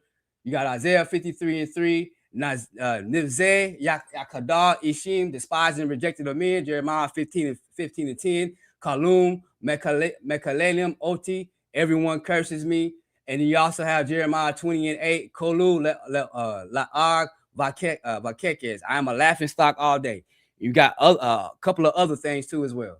Isaiah 53 and 8, Nigzar Ma'aretz Chayam, he was cut off from the land of the living, passive, not full, removed, imprisoned, isolated. Jeremiah fulfilled that, 38 and 6. Vayalisku et Yermimahu, in ba Mayim, Ki'im tit. They threw Jeremiah into a cistern, no water, only mud. He is left to die, cut off from the life. Right? And proof of that right there, it says, look at these two realities locked together textually and conceptually. Nigzar Ma'aretz Chayam, he was cut off from the land of the living. The opposition always claims this language is too final to apply to an individual who physically survived the exile, insisting it must mean the corporate death of the nation. But it doesn't. You have Vayisliku et Yermimahu, and they cast Jeremiah into the cistern, where there was only mire. This is the literal historical mechanics of what being cut off looks like. Jeremiah wasn't just politically sidelined. He was lowered with ropes into a subterranean vault, sinking into suffocation mud, intentionally hidden away from the world of functioning human beings to starve in the dark. Cut him off from the land of the living. In ancient Near Eastern mind, a cistern with no water, only mire, is the functional equivalent of Sheol, the pit, the place of the dead, When Isaiah describes the servant as being taken from prison and from judgment, he is using the high poetic vocabulary for the exact state-sponsored extrajudicial liquidation that Jeremiah physically experienced in the courtyard of the guard. Jeremiah's descent into the mire is the concrete historical reality that undergirds Isaiah's theological masterpiece. The servant's journey into darkness isn't a mythological abstraction. It is an eyewitness account of what happens when the corrupt leadership of Judah decides to permanently sever the voice of the true witness from the land of the living. Isaiah 53:11, he will bear their iniquities, right? Jeremiah 14:7, our sins testify against us. Jeremiah stands between God and the Most High. And Jeremiah 15:1, even Moses and Samuel cannot intercede. Jeremiah had been doing so. The servant is not a sacrifice. He is a suffering mediator prophet. Now, the syntax. Ve'ava notenenu anu vanu. And our iniquities testify against us. Conjunction plus noun, masculine plural, first singular plural, pronominal suffix. Qual perfect third construct plural from the root ana, to answer, testify, preposition, first singular plural suffix. In the book of Jeremiah, the nation's sins are not abstract moral failures. They are active forensic prosecutors. The phrase anu vanu functions as a courtroom verdict. The guilt is so deeply woven into the fabric of the community that the people's own history stands up in court to condemn them, leaving them legally paralyzed before the divine judge. Right? Va'avanu tam, who yisbor, resolution. And their iniquities he shall bear. You have conjunction plus noun, masculine plural, plus third masculine plural pronominal suffix. Independent third masculine pronoun, he. Call imperfect third masculine singular from the root taval, to bear, to carry a heavy load. Isaiah uses the exact same plural noun for iniquities that Jeremiah identifies as the nation's internal prosecutor. The radical shift is found in the mechanics of the pronoun and the verb. In Jeremiah's lived reality, the guilt remains trapped inside the community, vanu, within us. Dragged the entire populace down into siege, starvation, and exile. Isaiah 53 introduces the cosmic relief valve. The forensic weight that paralyzed Jeremiah's contemporaries is explicitly transferred onto an individual, who, he, the servant, right? That's what who means, the servant, who. The verb shifts from legal testimony to physical agonizing labor. The servant steps into the courtroom of Israel's history, intercepts the prosecution's evidence that Jeremiah so faithfully documented, and carries the heavy load out of the camp. Again, Isaiah 40 through 55 is written during the Babylonian period, before Jeremiah had been persecuted. Isaiah is interpreting Jeremiah's ministry prophetically. The grammar is past and present, which is a prophetic past. First person prophetic speech, known persecution, known intercession, known imprisonment. That can only fit Jeremiah. It don't fit Christ. It don't fit nobody else. No, none of them. Now, the summary table. You got the servant songs. Isaiah 42, 1 through 4, right? Gentile servant brings justice quietly. Isaiah 49, 1 through 6. Call from womb, mouth like sword. Isaiah 54 through 9, endures abuse, silent, faithful speaker. Isaiah 52, 13 through 53 through 12, suffering servant, bears sins, rejected intercessor. What corresponding Jeremiah passages? Jeremiah 20, 7 through 9, 11 and 19, 42, 1 through 6.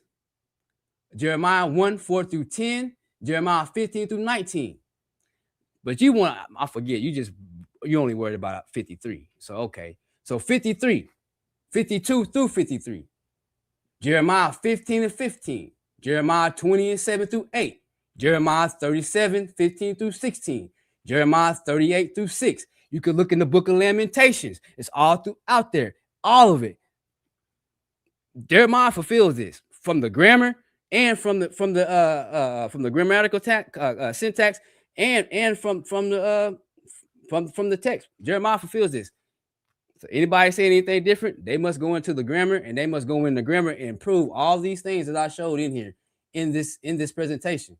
All these things, they must go in there and prove all these things one by one and break the grammar down and show them and prove that it is not Jeremiah, and then prove that it is Christ, that Nixar Ma'aretz Chayam, all those things. They must go in and prove those things.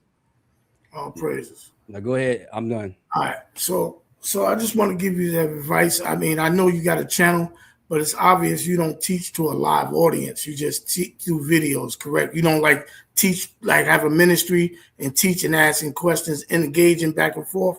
No, because I don't minister. I don't try. No, I respect that. I see why. Yeah. And if you do, because you're knowledgeable, brother, I will give you that. You show true scholarship, and I'm familiar with a lot of your argument. I would debate you in the future on this too, because it's a lot of stuff I've seen, but I don't want to go back and forth with that. But in the debate form, I would definitely debate you on this in the future. But what I want to ask you a few more questions, and because I don't want to, I know you're gonna probably start getting frustrated again. Because I ain't gonna get. I can go ahead and ask questions.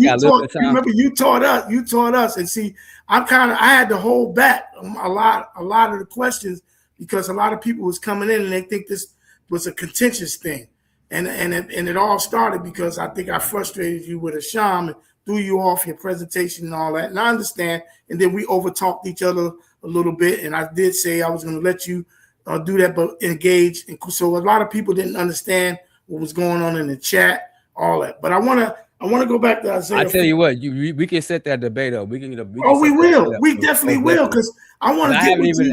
This is just a snippet. I could go. I want to get with you on some Hebrew, because you do know more than me. But I seen some errors in your Hebrew, and I'm just learning. But I told you I still listen. I don't profess. Hey, but you said you intermediate. I'm a babe, man. I ain't nowhere near 2 years in this. I'm months into this, man. But I'm shocked about what you did. But I ain't gonna pull that rabbit out, because that's a whole nother argument. I mean, you can pull the rabbit out. I want to deal with Isaiah 53 to let my audience know, because a lot of them missed the Asham question. So now I want you to. Let me go back to so I don't lose my thought. Isaiah 53:5, where it said he was wounded. Now, I know you said you could break down the grammar, and I know we say Isaiah is poetic, perfect, and all that.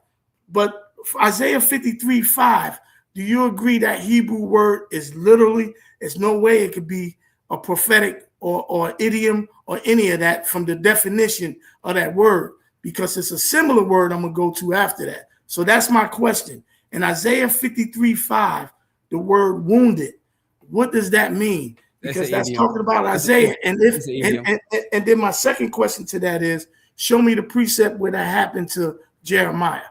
It's an idiom. It's an idiom. Yeah, so explain to the audience. I already know. Explain to the audience what an idiom is. An idiom is a metaphor. So, for example, an idiom would be, it's raining cats and dogs. Do you agree? Right. Idiom would be exactly. All right. So when we look up idioms, it can explain in definition in a sense. Then not that example, but to know what an idiom is. Would you agree? Looking up the Hebrew, then looking up the definitions, correct? Say that again. I didn't hear you. Okay. So when we look up the word wounded in Hebrew, right? Mm-hmm. It gives us a definition, right? How do you prove based off that definition it's an idiom? How do I say it again? How do I prove off in Isaiah 53? I'm slow down. In Isaiah 53, verse 5, the scripture says he was wounded for his transgressions, right? You want me to read the whole verse so you can understand the context, or you understand what I'm saying? Now go ahead. Isaiah 53:5 said he was wounded, right? And it gives a definition of that word wounded in Hebrew. How do you determine that it's an idiom based off the Hebrew syntax and grammar? Because there's angles in me learning Hebrew. You can tell what are idioms and what are not based off the Hebrew grammar, syntax, and the definition. And do you agree? I know you want more Hebrew on that. Do you agree? That's how you determine an idiom? Yeah, sometimes you can. Okay, so how do we determine Isaiah 53:5, that word wounded is an idiom and not literally. How do we determine that? Let me see. I had to go back and look at that one, bro. All right, let me give you another example then. Let me give you another. I tell you, my brother, I'm not trying to be disrespectful to you, but I've been in this truth almost 30 years. I don't still know everything. I'm a student, but I'm well studied in this. To be a babe in Hebrew, I eat the Torah, man. I eat it. And then my next question is, in Zechariah, it says the same word, but it's not the same. It's the same meaning somewhat, but it's not the same word. It said he was, Zechariah 12:10 said he was pierced. Who is that talking about in Zechariah 12:10? And it said he was pierced for our transgressions, which is a precept to Isaiah 53:10. So my question to you is that an idiom as well? That word pierce in Hebrew. Hold on. I'm looking at it right now. Zechariah 12:10, you said, right? Correct. The word pierce. Said he was pierced for our transgressions. You want me to pull it up, or you good? So you saying that the word dakaru is the same word that's used in Isaiah 53? No, I'm not saying that. No, listen to what I'm saying. I'm saying the definition are very close to being the same. The words are different. The Hebrew words, the Hebrew words are different. Okay, so if the Hebrew words are different, then it doesn't. That kills the whole argument right there. Not really. It does. So what word? So the word in Zechariah 12:10 is dakaru, right? Right. Dakaru comes from 1856. Okay, right? And what does it mean? What does it mean? It means to strike, to thrust, to pierce. It also can form as figurative and analogy too as well. You know that, right? Correct. Yeah. Correct. Okay. Correct. So but hold on. So you answered that. You said to pierce, to stab, right? Right. Now, when you look up wounded, it's to crush, to wound, to stab. Brother, but when you look it up, it says figuratively, right? Did I not show you? Let me get back to this. Yeah, it does say figuratively, but when you're looking at they missed it on the screen. They missed it on the screen. I showed you that. See, this is the thing that I be having. When I say something, you'll go back to say the Brown driver Briggs and this and that, but I showed clearly right here the exact same thing, but y'all don't want to accept that. I mean, crush ain't no bad word. I agree. It could mean that too. Is that why I showed it for a crush, or I showed that it mean figuratively? No, I didn't. You moved too fast. I just seen crush. I didn't see figurative, but I do know it is figurative. It could be. It can mean, but also it can mean. Hold on, right there, figuratively, right? But that what verse is that? No, can you read that verse for me, please? Yes, it's verse 53:10. Yes. Okay, then. So again, what verse did you say again? You said Zechariah, right? So is that when you go look up Zechariah 12:10, which is right here, Zechariah 12:10. What is it? Dakaru, right here. This word, they pierced. I don't see it. Hold on. I don't see Zechariah 12:10. Where's that at? Oh, hold on. Let me. Oh, I gotta share my. Hold on. It's on. Yeah, share your screen. Take your time. Now, and I want to address something. Just because it says figuratively doesn't mean you grab that. You're making up our own stuff now. No. I'm saying you got to read the context. But when I said that, you want to say, "My brother, a sham doesn't mean just because you said a sham doesn't mean this and that." But now you doing this. Come on now. No, I'm talking about the definition. When you read in context, you will know it's not. That's what I said about the word of sham and it being legalistic versus sacrificial. But you dismissed that. But now you want to talk about context. No, what I'm telling you is, see, this is where you missing the whole point. What I'm telling you is that when we look up these words, right, there are various definitions. I got my screen. I got it pulled up now. Based off of context. So that's why the word of sham, based off context, is not dealing with Genesis. Is not dealing with figurative. It's literally guilt. I didn't say Genesis. I didn't say right. It's not sacrificial. It's not nothing to do with an offering. That's why I asked you about the word kata. So you agree? So you agree? Genesis 26:10 has nothing to do with sacrificial, right? Yeah, but it's not the same word. So the same context. The word is using the same grammar structure, same grammar context. But when it comes to Isaiah 53, all of a sudden it's sacrificial. No, I'm saying because the The word sin offering, bro. I asked you about that. Kata, I might be pronouncing it wrong. Chata is definitely a sacrificial language. It means sin offering, bro. But that word is not there, and it's not there. It's a sham. The word sin offering is there. In English, it ain't there in Hebrew. You just said sin offering. It means kata, right? You don't find kata in Isaiah 53. No. I was saying what sin offering means. That's all I said. That's all I said. But then when you said the word of sham was not there, you said that in Isaiah 53:10. We looked up Isaiah 53 and 10. You did not see the word of sham. You saw a derivative of the word of sham. I seen the word on the manuscript say the same thing. It says sham in Hebrew. You seen a yo there. That word says sham in Hebrew. Now you telling me it don't? Yes or no? Was there a yo in front of that word? I don't remember. Now you don't remember. This is what I do remember. This is what I stand on. Hold on. This is what I stand on, though. I'm telling you that the word says sham. You telling me it don't say that in Hebrew? Well, let's look it up and just see.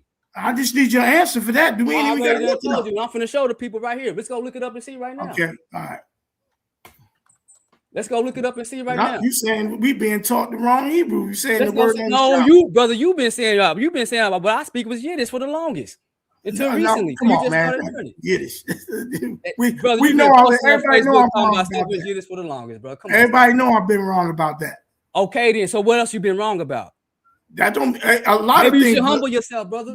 I did humble myself. You ain't seen my video. What word is this right here? Show me a psalm right here, brother. Hold on. Isaiah 53. What was it? Isaiah 53 and 10. Pull up the manuscript, not no chart, bro. Pull up the manuscript. Now there ain't no chart, brother. You get it right here. Pull up the manuscript, please. Just pull up the manuscript. You pull up the manuscript and show me the manuscript that has a sham in it, bro. You show me the manuscript that has a sham in it. All right. And it doesn't have, and it better not have another word. It better have Aleph, ASM. It better not have nothing else in front of it, with it, no conjugate, none of that. You tell me. You read the Hebrew better than me.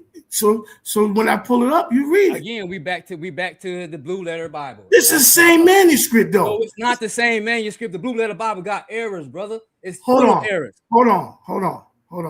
Are you? This is why I know that you need. This is how I know that you don't know what you're talking about. Okay, all right. Hold on. You say that I don't know what I'm talking about. I'm gonna ask you one question. Did you show me what you just showed me on your manuscript? Was that the Leningrad Codex? Was that?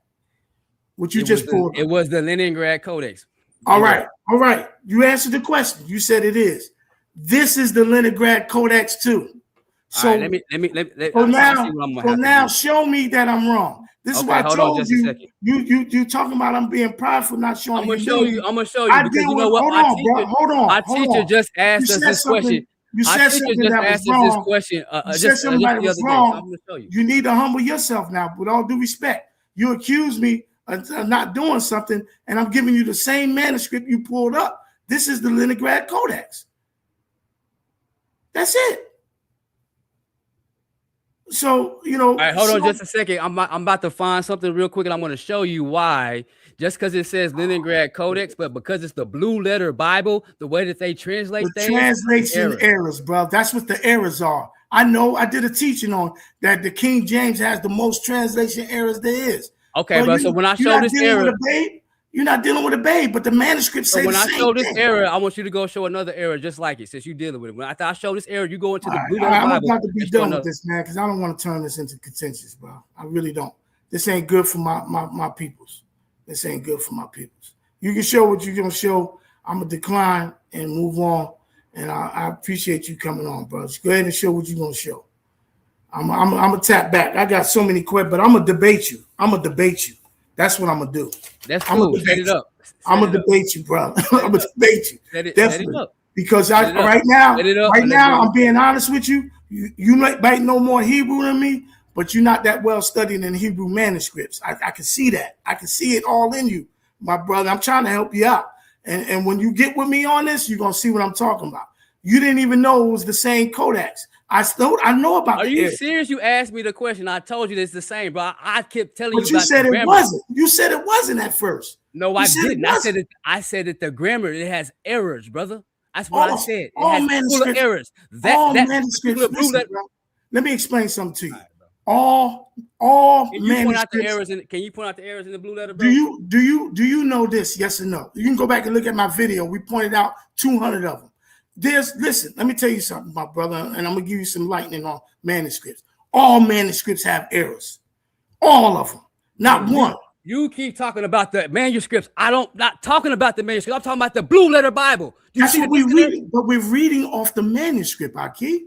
We're reading off the manuscript. What you showed was a manuscript, right? And what I showed was the same manuscript. It's just one is a blue letter version. Hey, no, let me show my screen. Pull my screen. Go to Jonah 1 and 3, please. Pull up Jonah 1 and 3. Let me show you an example of how the blue letter Bible be lying to y'all. Man, you don't want to go to Jonah? Okay, so we'll go to mine. But Jonah 1 and 3. All right. After this, man, we done. Yeah, we'll be done after this right here. Just remember you said that too. Yeah, people getting upset about this.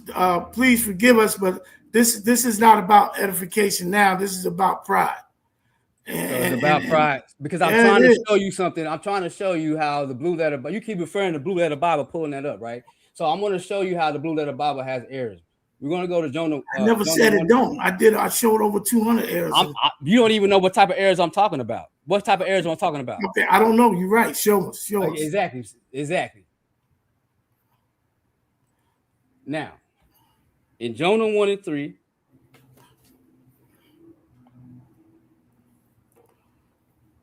let's see here. Where is it? Hebrew? Can we get it in here? I need. Why is this translated like this right here?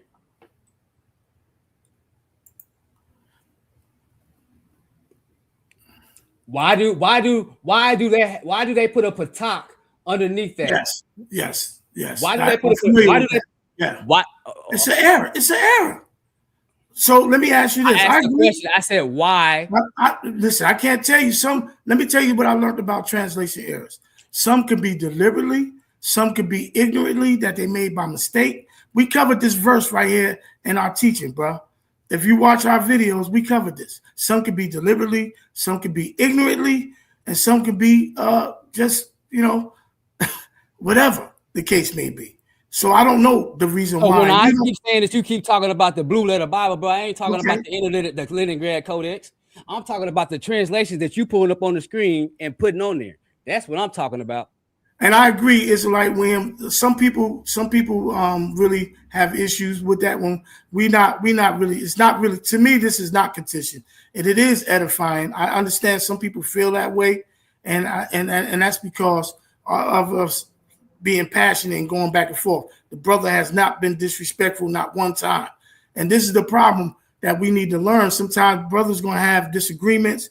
We gonna speak loud and this and that, but this brother. For real, honestly, I commend him because the way he was on Facebook between me and him, he was arrogant and puffed up, and he has not been that way since he's been on here. I do have to say that about you, my brother.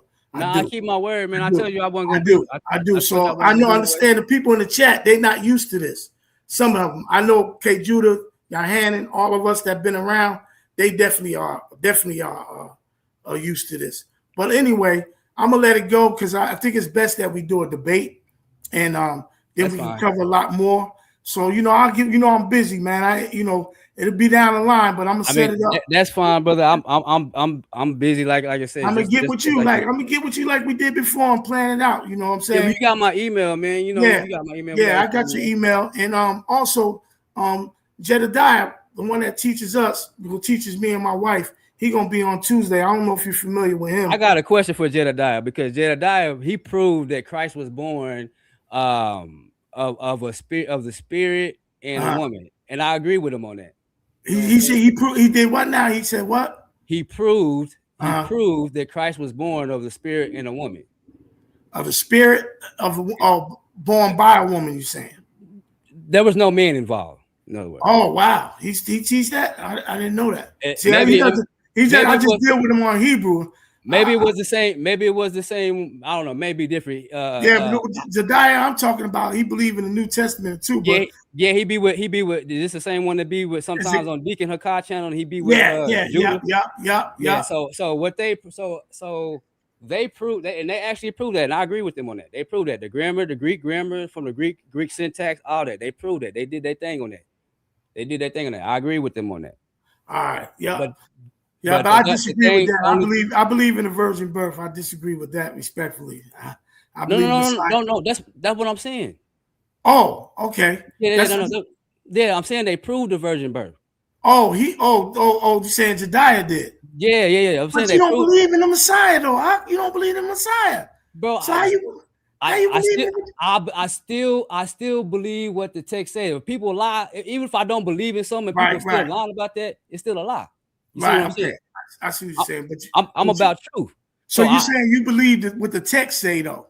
Yeah, I believe whatever the text says is what I roll with. I don't roll with doctrine. But at the same time, but that's why I can say that he proved when I went and looked at it in the Greek, he was correct. He proved it. It's a virgin birth. I definitely agree with the virgin birth. It can be proven. That's right. Let me ask you this: how long you been Torah only? Since you've been in the truth? Man, I came in the truth 14 years ago, and I've been Torah only 13 years. Man, I gotta pray for you, man. You're too sharp for that, man. Nah, but I'm trying. Listen. My first teacher. I came in the truth with GOCC. I realized that them brothers was full of this and that because they couldn't answer my questions when I started going to the Hebrew. Yeah. And then what happened to me, bro, is I started getting with some real live language, Semitic language speakers from the Middle East. You know what I'm saying? So I get that. I started learning some from like my first teacher was from Pakistan. It was a Negro from Pakistan. My second teacher was he was a converted Arab or whatnot. Then I came stateside. I started learning the Hebrew language from Negroes. Like I said, Shael and Mitz. Them, they Mitz teaches Semitic languages in academia. Yeah. So that's why I say I'm a student. That's why I keep trying to say I'm still a student, bro. I'm still a babe, even though I talk that talk and this and that. I'm a little bit more advanced than most others.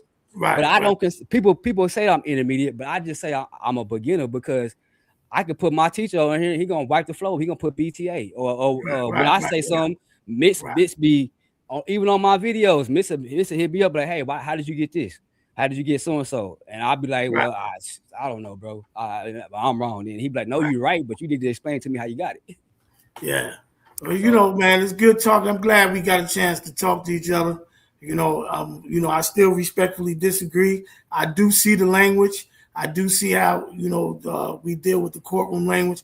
My thing is I only use scholars when it lines up with scripture. There's a whole lot more that I had, but we'd be here 3-4 hours. I think it's best that we get a time limit on our debates so we can bring out all this information and show it and then deal with that, like that. And because I want to deal with some Hebrew that I seen. I took some notes down. You said some stuff, so I'm going to bring that out in the debate because you use that in your presentation. Yeah. I know everything that's in the presentation for a game, man. I feel you. Because this is the thing. This is my thing right here, bro. I try to tell even the other students that's in the class with me. I send them my lectures and ask for peer reviews all the time. Right. You see what I'm saying? I just like right now, I got a lecture that I just put together about the going into the book of Daniel. Right.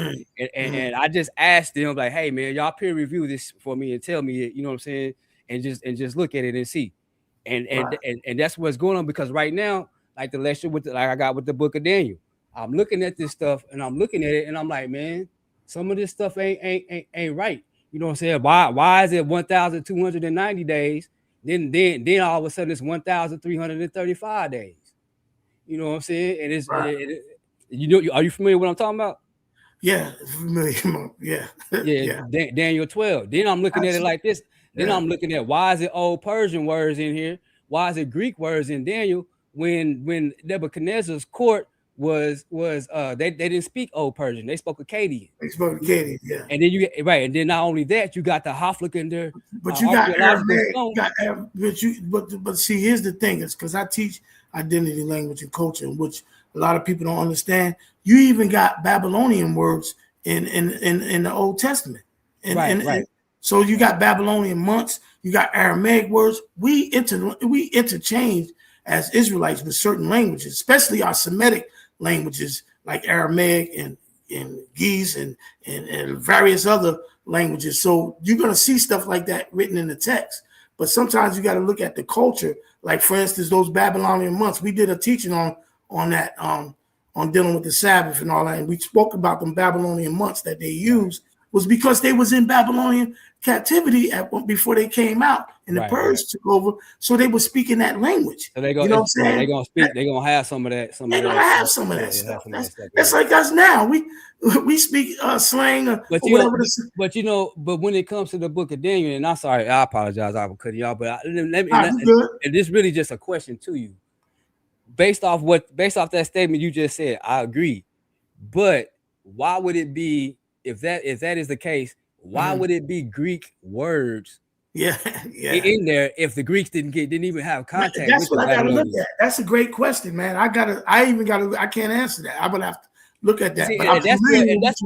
But that's what caught me, because I'm like, the Greeks didn't even conquer. I mean, the Greeks and the Persians didn't even have contact till 300 years later. But again, listen though. Again, we can always say, that's why there's always translation errors.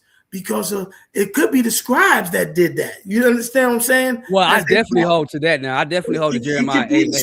Yeah, it could have been the scribes that did that later. That's just like in the Greek, right? The Trinity. Every time I get into something with the Christians, they don't know certain verses was added to the later Greek manuscripts. Like the Trinity doctrine, the Father, the Son. Man, that wasn't in the old Codex Alexandrias and all that. They took verses out. Codex Alexandria, they took verses out and added verses. You see what I'm saying? And that's how the Trinity doctrine was birthed. Church fathers know about that and all that, but Christians ignored and used that doctrine. So yeah. But have you looked at that though? Looked at those things in Daniel? Yeah. Oh yeah. Not in depth, but I'm familiar. When Brother K. Judah did a teaching on that, dealing with something similar to that. Well, I'm gonna send you. I'm gonna send it to you. Peer review it. Don't hold back. I sure enough will, bro. Don't hold back either. You know what I'm saying? I sure enough will. I study. I eat, man. So I definitely. One thing about me, just because you might be Torah only or whatever, I stand on truth. Truth is truth. If it's truth, I got to deal with it. You know what I mean? But I'm gonna definitely send it to you, because I want to get some peer reviews on it, because I haven't made no video on it. I haven't done anything. It's just a raw straight lecture that I put together. I don't even think I have even structured it, but I just was getting all the archaeological evidence, the Hafliker clay tab from Babylon, you know what I'm saying, and all those things, and put them together, because really, like as of right now, the position that I hold as of right now, I hold that Daniel chapters 1 through 11 and verse 40 is cool, but anything after that is suspect. Right. I have my thing too about certain things. Esther, I wrap my head around Esther. I'm being honest. I got to do more research, but I think Esther came later than what they say, and I think it was instituted because it wasn't found in the Dead Sea Scrolls. But that's a whole nother argument. I really don't get into it more because I've done some studying on it, but I don't have enough information to stand on it. You know what I mean? You have to, when I send you this right there, send me on that, because I haven't heard of that one yet. Yeah, man. That still wasn't found in the Dead Sea Scrolls, and the word Jew is mentioned more than any time in the text. The word Jew is mentioned more times in Esther than any other manuscript. Oh, that's hateful. Any other manuscript, bro. Any other manuscript. Stuff. Yeah, they got to do the research, man. So but I don't have enough evidence to stand on that. So, but I'm doing research on that. Before I let you go, you familiar with Sirach, the book of Sirach, right? Yes. The main thing that made me question the book of Daniel was Sirach. Yeah, I look at Sirach as historical information as well. It's in the Dead Sea Scrolls too, and Second Ezra. I look at that. I don't look at it. Do you know what part I'm talking about in Sirach though? I think you're talking about is it 40? Sirach 40 something? Yeah, I think it's 40. I think it's 49. I think it is. Yeah. Go ahead. Refresh my memory. Yeah, when he's going over the history of Israel, all the patriarchs, all the prophets. You notice two prophets ain't mentioned there, right? Yeah. What's the name? Daniel and Ezra. Ezra, yeah. And the reason, but it's a reason why Ezra wasn't mentioned, because him and Ezra had beef, and you Yeah, can see that beef in chapter 50. That said, yeah. but that's what made me start looking at the book of Daniel. I was like, why would Sirach be mentioning all these prophets, but he left Daniel out? Mm-hmm. And you know, the Sirach is Second Temple. I think it was written during the Second Temple time, I think. Yeah, I think it was 200 BC. I think. It's around 200 BC. Yeah, 200 BC. I got all that. I got every manuscript. I got over 100 Hebrew manuscripts and thousands of Greek manuscripts. Yeah. Well, man, I appreciate you letting me on, man, because a lot of this has to be gatekeeping, bro. Especially all blessed, man. You know, hey, look, I had to let you know I wasn't scared of you, man, but I was just too busy, man. Plus, my former teacher, he didn't want to deal with this, not because of that. He just felt like you didn't believe in the New Testament, and you know, he was going to go into the New Testament. Me, I don't have to do that from my angles, you know. Right. So, but you know, but it's all good, man. You good, man, and it's all love, man, and it is, my brother. And a lot of people don't know. A lot of people don't know. Me and you've been tagging each other for like a couple of years. It ain't years back and forth. This ain't no. I just beat you last week. You know, no. People don't. That's why I tell you, they don't really understand what's going on. They really, it ain't even Barack right. and you really ain't even Barack's fault. It is not even Barack's fault. It's I forgot. Oh boy, it's not even there no more. It's his fault. You know what I'm talking about, right? You talking about my former teacher? The one that ain't there no more. Oh, Yashia. Yeah, it was me and him that was getting into it. You know, y'all was. Me and him. It really wasn't even you. Hey, he's still around. I mean, I don't see him on Facebook. Address him about it. One thing I can say about him, he ain't. I don't know. He done changed a little bit, but he ain't scared to go live now. I will say that about him. Man, you took his debate, bro. I don't care what nobody says. You took it. Yeah, this was for him. It wasn't even for you. Because it was the whole thing about the it was what I remember some of it. Because I tagged in the group when that happened. Yeah. And this go off for all you us Israelites too, man. Y'all gotta stop putting your head out there, man, if you can't hold on to the water, man. You know what I'm saying? That's true. And I got some of my students, they be saying this and that, and they be trying to run back to me. I'm gonna go get you. No. That's why, because when you told me that day, you said, man, you're going to get Zion. Man, I ain't going to get nobody, man. One thing about me, I've been studying too long, man. And I ain't gonna talk about something. One thing about me, my humility, I am not going to discuss something that I'm not familiar with. I'm not going to do that. And some of us Israelites do that. We regurgitate what we heard. Sometimes you got to study, even though we have our differences. I'm pretty sure you can see I'm familiar with. Yeah, you familiar? You what you're saying. Right. Yeah. Ain't nobody just gonna step in. Ain't nobody just gonna step in there and not, you know what I'm saying? Yeah. You know what I mean? And just be like, oh, I'm finna watch. No, you gonna have to come with it. You have to come. And I learned some stuff. Trust me, I learned some stuff from you too today. I really did. That I didn't know dealing with the Hebrew grammar. And I was taking notes. So, and plus I got the video. So, yeah, all praises, man. I'm gonna let you go, man, and speak to my audience. And all right, well, shalom, brother, and shalom to your audience. I appreciate you for letting me get on, and may y'all have a beautiful rest of the day. May y'all have a great rest of the week. Blessings to you, man. Tune in Tuesday, man. I'm gonna let Jediah is gonna answer all questions. So if you got a question, you know, jump in the inbox, man, and ask the question. I'll get an answer. I do, but I want to talk to. I don't want to do it on the stream. Oh, okay. Well, I'll let them know. Well, come in and introduce yourself, and I'll tell them. See if I can give them your email or something, and you can talk to them then. Okay, because I know we mess with I know we have some mutual friends with the brother Shabar, Terrence on Facebook, and Judah Israel, not him. So Shabar stopped talking to me, man. It's a long story, but he stopped talking to me. Yeah, I'm gonna talk to Shabar then, man. But like, he know me, man. He got the inbox, cuss me out. He'll tell you what it's for. I ain't gonna tell you. Let him tell you his side, and then. We'll see, but yeah, you don't talk to me no more, man. Well, man, hopefully this is the first step, bro. We can, you know what I'm saying? Put doctrines aside. We could just absolutely come together, you know what I'm saying? Because it don't. Yeah. I try to tell people, I don't care if you believe in the Most High, you cool with me. I don't care what you believe in. You know what I'm saying? It's just that now, if you start coming at me something, I'm gonna have to defend myself with the scripture, this and that. But as far as this and that, this brother in the chat, Israelite Williams. Yeah, I know Israelite William. Yeah, I'm not sure if he's the same one that I had a conversation with in Clubhouse. But if it is, I had blocked him on Facebook. If it is, because he said something about my mother, and if that is him, he need to be timed out because it seemed like he disrespectful again. I don't know if that's him, but it seemed he said something to Brother K. Judah. Well, I don't know if it's the same. If it's the same one. Yeah, I don't either. I don't want to bear false witness. I don't know, but I do know I was in Clubhouse and on Facebook with an Israelite William, and you know I'm not with the gangster talk, and he disrespected me. If he's from New York, and I forgot what part of New York, but if he's from New York, that's a sign because I know he's from New York because I'm from up that way.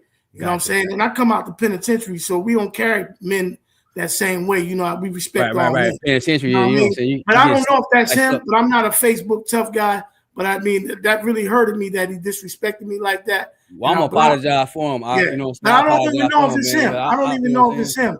But if it is him, and I see him in here disrespecting my brother K. Judah, he need to be timed out. If that's him, so time him out, Your Honor. But yeah, that's no big deal though, bro. I love you, my man. Man, I look forward to us having a debate and a better dialogue, and hopefully people can stomach it. Don't forget to send me that email on Esther. I saw enough with it. You talking about dealing with what I was gonna send you for? What about again? Esther. Okay, yeah, I'll send you the information about Esther. Yeah, Esther.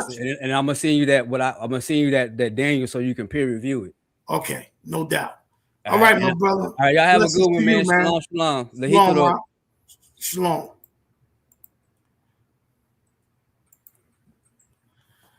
All praises. All right, y'all. Let me put my camera on. Y'all got that brother out of here? Because I seen he said some stuff to K. Judah, man. Okay, so that wasn't you, brother Israelite Williams. I'm sorry. It must have been another brother. If you ain't never been on Clubhouse. But this happened on Facebook. The incident I'm talking about, don't time him out yet, y'all. This happened on Facebook. It was an Israelite William on Facebook from New York.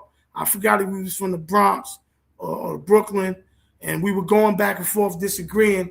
And the Israelite brother, I ain't gonna say you, said your mother, you know, this and that. And I was highly upset, you know, and I had blocked the person after that. If that's not you, I truly apologize. But if that is you, you know, I mean, I got the thing on Facebook where I don't forget who I blocked, and it's on, and it's a brother by the name of Israelite Williams, and he's from New York. So anyway, y'all, okay, that's cool, Johanna, that's cool. He was still out of pocket with K. Judah. I want to say to a few of the sisters that and brothers that was thinking that this was contentious. I known this brother for a couple of years, first of all, and I got to commend him because, you know, I had him pegged as arrogant. We know some of the same people, you know, and I just want to say, you know, when brothers have disagreements and they have back and forth, you know, you still can't come to a conclusion that something may seem not edifying or whatever because we in passion or we disagreeing. The purpose of me doing this was to deal with Isaiah 53. If everybody would have known the beginning, and if everybody would have been listening, instead of worried about us going back and forth, with all due respect, we could have learned his position. He was trying to teach that Jeremiah is the suffering servant. And, you know, if you heard my questions, you know, it made him kind of uncomfortable, you know what I mean? Because he was trying to do his presentation, but he agreed formally that I can ask questions in the audience during the presentation. And see, some people, that's kind of can throw people off when you're teaching. And he gave me the due diligence of being respectful. He's never been in a setting like that. And his teachings, he just do a lot of academia and just teach. And that's it, you know, and do debates and all that. And he is a knowledgeable brother. I've always known that. I don't take nothing away from him. And I definitely, truly respect his scholarship. And I do respect his position. But however, this is where I keep telling y'all, scholars, this is why I use scholars only if it lines up with the Bible. If it doesn't, then I have an issue. And if y'all heard those questions that I asked, those were important questions. Also, the manuscript. He's right. The blue letter has errors, but the manuscript he pulls up has errors as well. Some of them don't, but all manuscripts. One thing I want y'all to know, and if y'all ain't seen, are there any errors, translation errors, go look at our video. I can teach y'all, family, stuff that y'all don't even know, that then I took verses out the Old Testament and the New Testament and added stuff to the text. So y'all can't come in here, one thing about, I can speak about K. Judah, and I can speak about my former teacher. I can speak about Divine Prospect. I can speak about Zion Lex. I can speak about Dante Forson. But I will say this, K. Judah, Zion Lex, Divine Prospect, me, my former teacher, and a few others that I may be forgetting, only allows on-site questions during teachings, right? So when you got these teachers, and no disrespect to the teachers that just play their videos and do their teachings and not, it's different when you're being questioned about what you're teaching. It's a whole different animal. Okay, Judah said, when your feet to the fire and you're getting the questions asked, now you find out how sound doctrine your teachings are. This is edification, y'all. Y'all see, that for those who disagree and thought there was a contention and the argument, I know this brother for a couple of years. This ain't no hate. I don't hate him. I thought he was arrogant, but guess what? He knows some people I know. And I know some people he know. And I'm going to tell you, and I'm not saying this to brag, I'm known in the social media outlet as very knowledgeable. Clubhouse, Facebook, YouTube, I'm known because I've been in these debate rooms. I've been in these Christian debate rooms. And I'm not saying this that I know everything. I'm a student. People will tell you when they get to me, I shut my mouth up if I don't know what I'm talking about and not familiar. I'm not going to take dialogues that I'm not familiar with. And he just bear witness to that and told y'all. Just like I know he's knowledgeable. But one thing y'all need to understand, y'all have to not get uncomfortable when y'all see stuff like this. This is how we learn. This is how we learn. This is how we learn. You want to hear the contention, long as we ain't calling each other names and disrespecting. Yeah, we overtalked a few times. I had to tone it down and shut up and let them keep going. I had to stop because, honestly, great point, Johanna. Teaching and presentations are two different lanes. You must be apt to teach also. Not everyone can. And that's the truth. You have to be built for this type of stuff to be able to be cross-examined while you're being taught.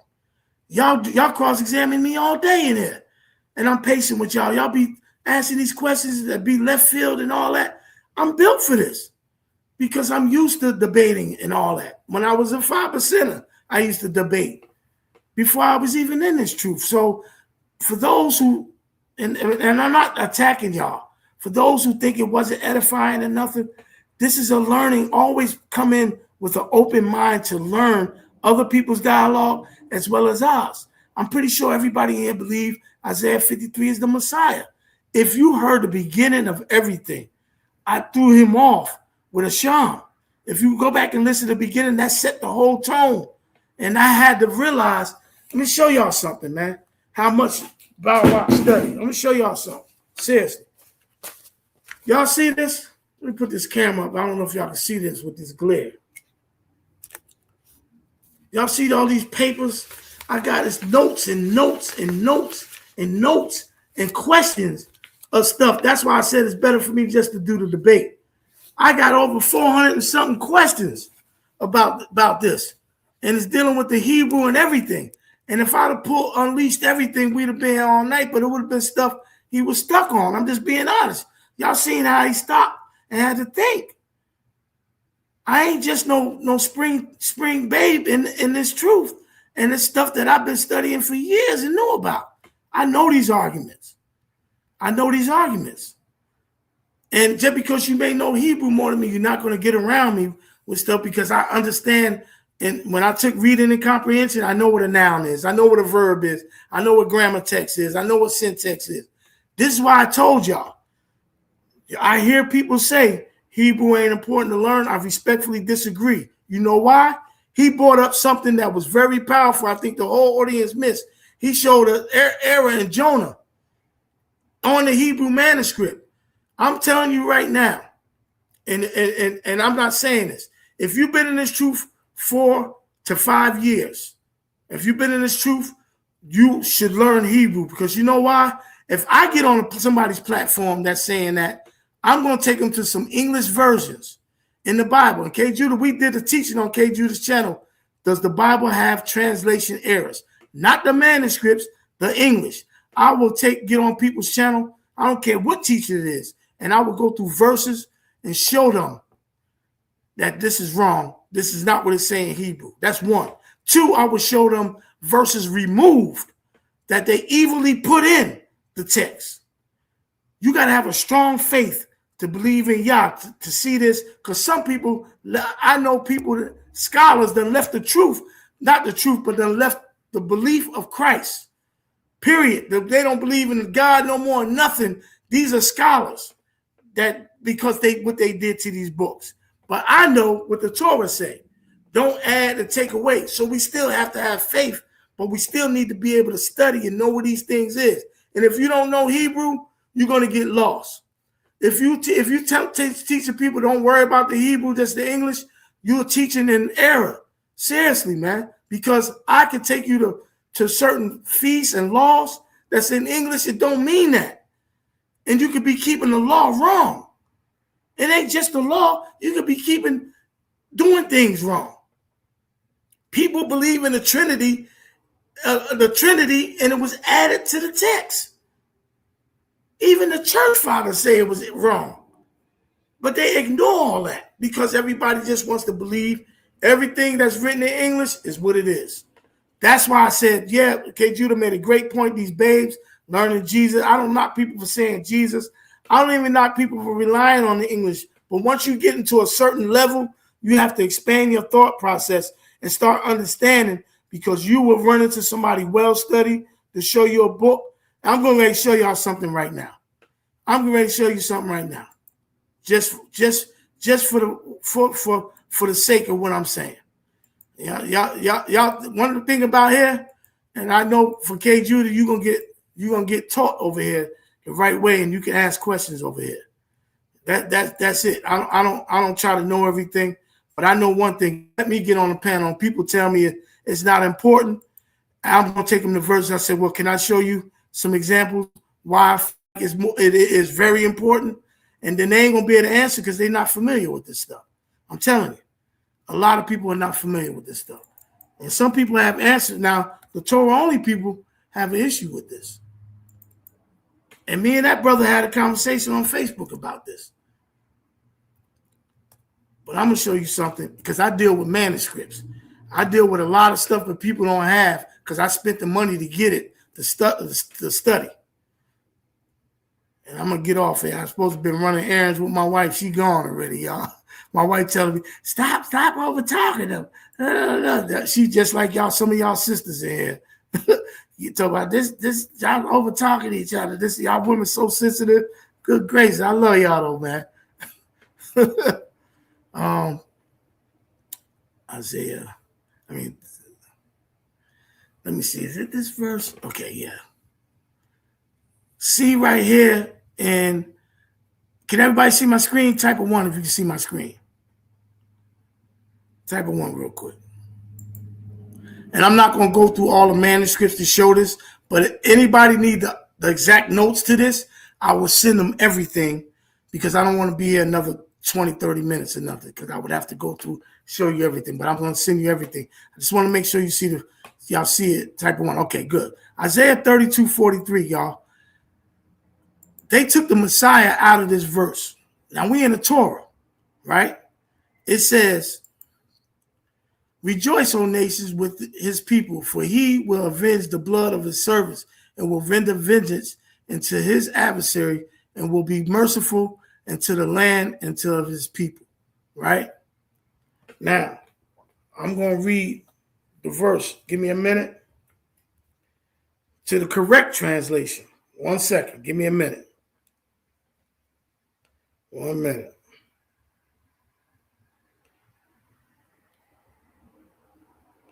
One minute, y'all.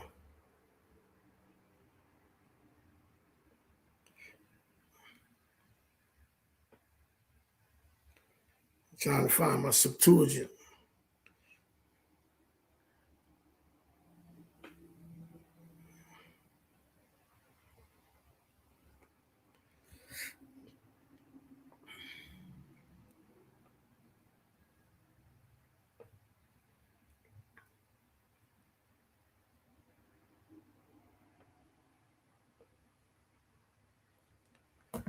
All right, 1 second. All right, here we go. So I read the first verse. It says, I'm going to read it again. Rejoice, O you nations, with his people, for he will avenge the blood of his servant and will render vengeance to his adversaries and will be merciful unto the land and to his people. Now, the Dead Sea Scrolls and 4Q and 4Q, that's Cave Q. If you need this information, just email me. I'll send everything to you. It says this: rejoice, O angels, or rejoice, O heavens, with him, and let all the angels of Aliyam worship him. Rejoice, O nations, with his people, and let all the sons of Aliyam strengthen themselves for him, for he will avenge the blood of his sons. That's in the Dead Sea Scrolls, right? That's the original manuscript for Deuteronomy 32:43. Now, let's go to the Septuagint. The Septuagint says the same thing. Rejoice, O nations, let all the sons of Aliyam strengthen him. Let the angels worship him. I'm paraphrasing. Now, I'm going to go to Hebrews 1, and I'm going to show you something. Hebrews 1:6 says, and again, when he bringing in the first begotten into the word, he said, and let all the angels of Aliyam worship him. This is a direct quote out of Deuteronomy 32:43, family, about the Messiah. And y'all telling me my Messiah don't exist?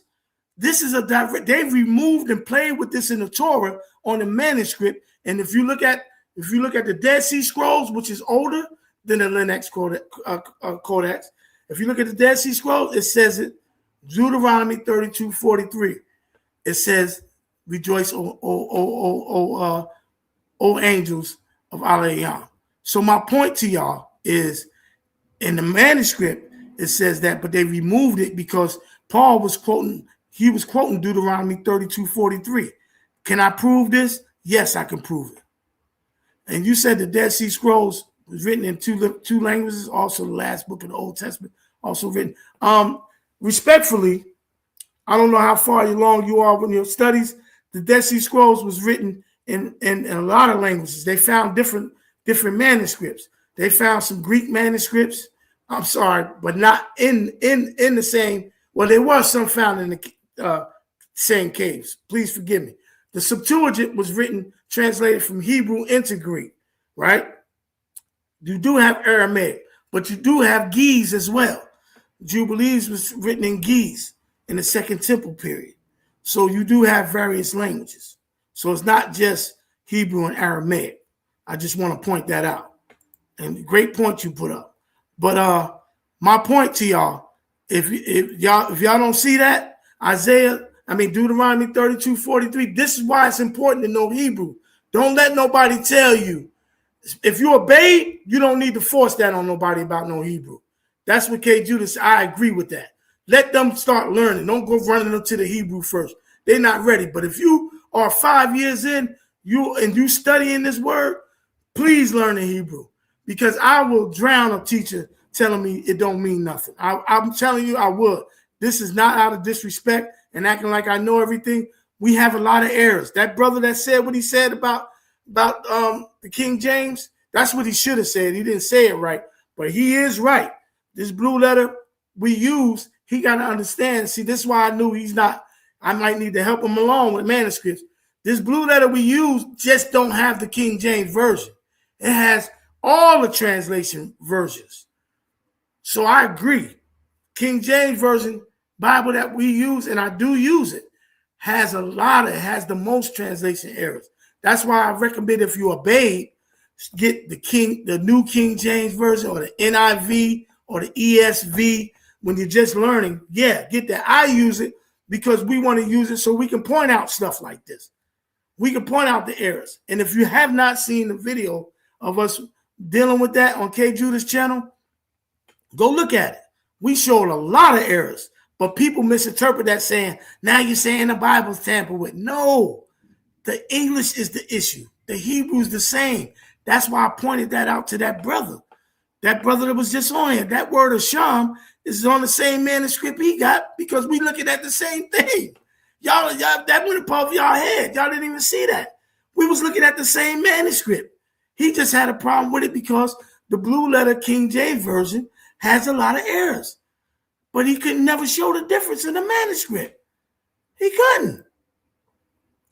And so that's why I said we need to be here and listening. Everybody worry about, and I'm not attacking y'all, family. I'm just trying to help that sometimes disagreements will get a little passionate, but we need to look at the facts and look at what's being taught. He showed some stuff in there in Hebrew that I seen that was wrong that he said. And I'm going to point that out in the debate. That's because I done studied enough to know. I've been taught enough to know. I done sat in Zion Lex class and I'm sitting in Jedediah's class. And just the little bit I know, my wife know more than me. And my wife came right behind me and looked, and she is more, she can't read as fast like he can, but she can look at the manuscript and read it slow and stutter a little bit here, but she seen it too. She's like, yeah, definitely, and I'm gonna point that out in the debate. This ain't about knowing everything. But again, family, I just wanted to, what am I right about, Corey? Much love to my brother Shalom. What I'm right about? What you mean? Yeah, but okay, I don't know why you apologizing, man. You always been all right with me. I hope I didn't offend nobody for getting on us about the contentions and all that. That's not my intention, y'all. Please, y'all just have to sometimes understand. People gonna come on here and they're gonna look at stuff. And understand, and especially new people think we arguing. But I got a lot of respect for him. Especially more, because if y'all seen how arrogant he was with me on Facebook, and I didn't even know this was about my former teacher first. That's who he wanted to debate.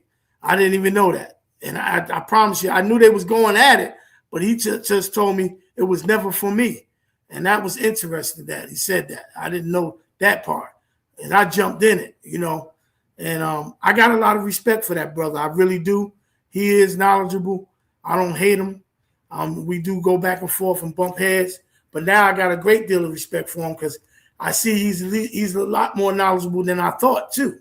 And I see that's why I said I learned. Not only did I see some errors, I seen some stuff he taught me. See, that's one thing about me, y'all may not know. Just because I'm sitting there listening and going back and forth, I'm listening to the presentation. I seen y'all was getting frustrated because a lot of that stuff y'all wasn't familiar with. I am. And I'm not saying that to be, bragging or nothing, because I studied it. And he brought out some stuff that was factual too, that I got to go back and fact check. That I'm like, wait, this might be accurate right here. So, y'all can't come in and just because y'all don't know what's going on, y'all start making assumptions. Please try to learn, So I just wanted to point that out to y'all about, don't listen to people saying how important it's not important. If you're learning, it's not important right now. If you're new, if you knew, it's not important. Corey, what did I do, my brother? Type in. I'm waiting for you to respond. But yeah, don't get discouraged, y'all, because if you go back and look at all our videos, we got a lot of brothers of different doctrines in our library that we dealt with. We got camp brothers that we dealt with. Some of them were worse than us. We had to cut it off. They was cussing us out and everything because they were trying to prove Cornelius was an Israelite, which was false. I done talked to a community. I've talked to an older moray that I had to back away, calm down, and not go hard on them. They teach that sacrifices are still being done right there in Miami, Florida. They doing sacrifices right now without a temple. I got the Lunar Sabbath dude come on here. We destroyed them. I'm talking about rip that the whole doctrine apart. Y'all should want to be able to hear this, especially you teachers that's teaching. When people come and challenge you, you need to be able to teach. Don't get upset because people disagree. Get in your comments and telling you're wrong or false. Yeah, if they don't want to listen, keep going. But me, I'm going to go live with whatever NHIF teach and we believe. I don't care how much more you know than me. I'm not going to let the scholars persuade me. That's what everybody got tricked with the Babylonian, with the 4 months that we exposed that teaching. Because they used those Babylonian words, people believe that they inherited a Babylonian Sabbath based off of academia. Nah, brother. My Yah said that he was in the midst of these transition of them getting back out of under the Persian rule, and he was in the midst when they was reading the law. That's what the scriptures say. See, I'm spiritual. When the scriptures say he in the midst, I take that as literally, not no figuratively. He literally there. The spirit of Yah is there, and he's making sure everything is right. And if it's wrong, they keeping something false in Jerusalem at that. Keeping false, because if they keeping a false Sabbath, they keeping a false sacrifice. Family, think about that. If they're keeping a false Sabbath, they're keeping a false sacrifice. And you think Yah allowed them to go back into Israel and keep a sacrifice? Because you got to do a sacrifice for the new moon, and you got to do a sacrifice for the Sabbath. So these dudes running around and teaching that off of scholarship, you are wrong. You are wrong teaching that, because we transitioned out of into the Persian rule, and Ezra and Nehemiah was the leaders, and Yah was dealing with both of them. You're going to tell me some garbage, we keeping the fake Sabbath evening to evening. Get out of here. Get out of here. Y'all lean on the scholars and be judged. When Yah said, didn't you read my book where my words say I was in the midst of them? You thought that was just an idiom? If you teaching that, that's going to be held against you. Because when I see that Yah is in the midst, he's in the midst. When I see Yah put a lion spirit on him, I believe that. I believe that in the book of Kings or Judges. Yah put a lion spirit, I believe that. That's right. He was there, Yahweh Blue. So I thank y'all for everybody coming in. It was edifying for me, definitely. I hope it was edifying for some of y'all. I know some of y'all got upset. Y'all viewed it as contentious. I pray that y'all try to understand people got different beliefs. That brother has every right to come in and do what he did. We apologize if we offended anybody because y'all thought it was contention. That wasn't our intention. We both was passionate, but I respectfully disagree. That is my Messiah in Isaiah 53, hands down. And when we take this debate, when I take this debate, y'all gonna see a lot more in me that y'all didn't see. I had a lot of questions, but I frustrated them, and I think it would have got worse if I wouldn't have just take a few steps back and said, let me just fall back, because not only he was getting frustrated, people in the audience was getting frustrated. So I had to take that into consideration. So if you're that type of person, when we have these dialogues, you might not want to watch it because I don't want to offend y'all. You know, me trying to defend the truth, and y'all think, but it was always going to be respectful.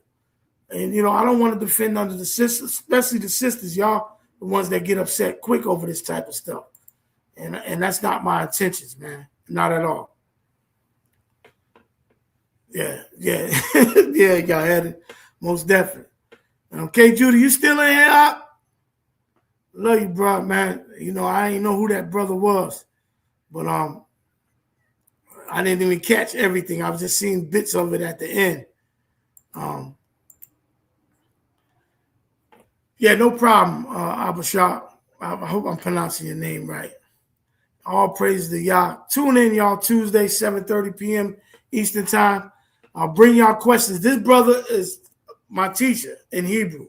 So he's a humble brother. He welcomes all questions. If you want to come on, he's not debating nobody.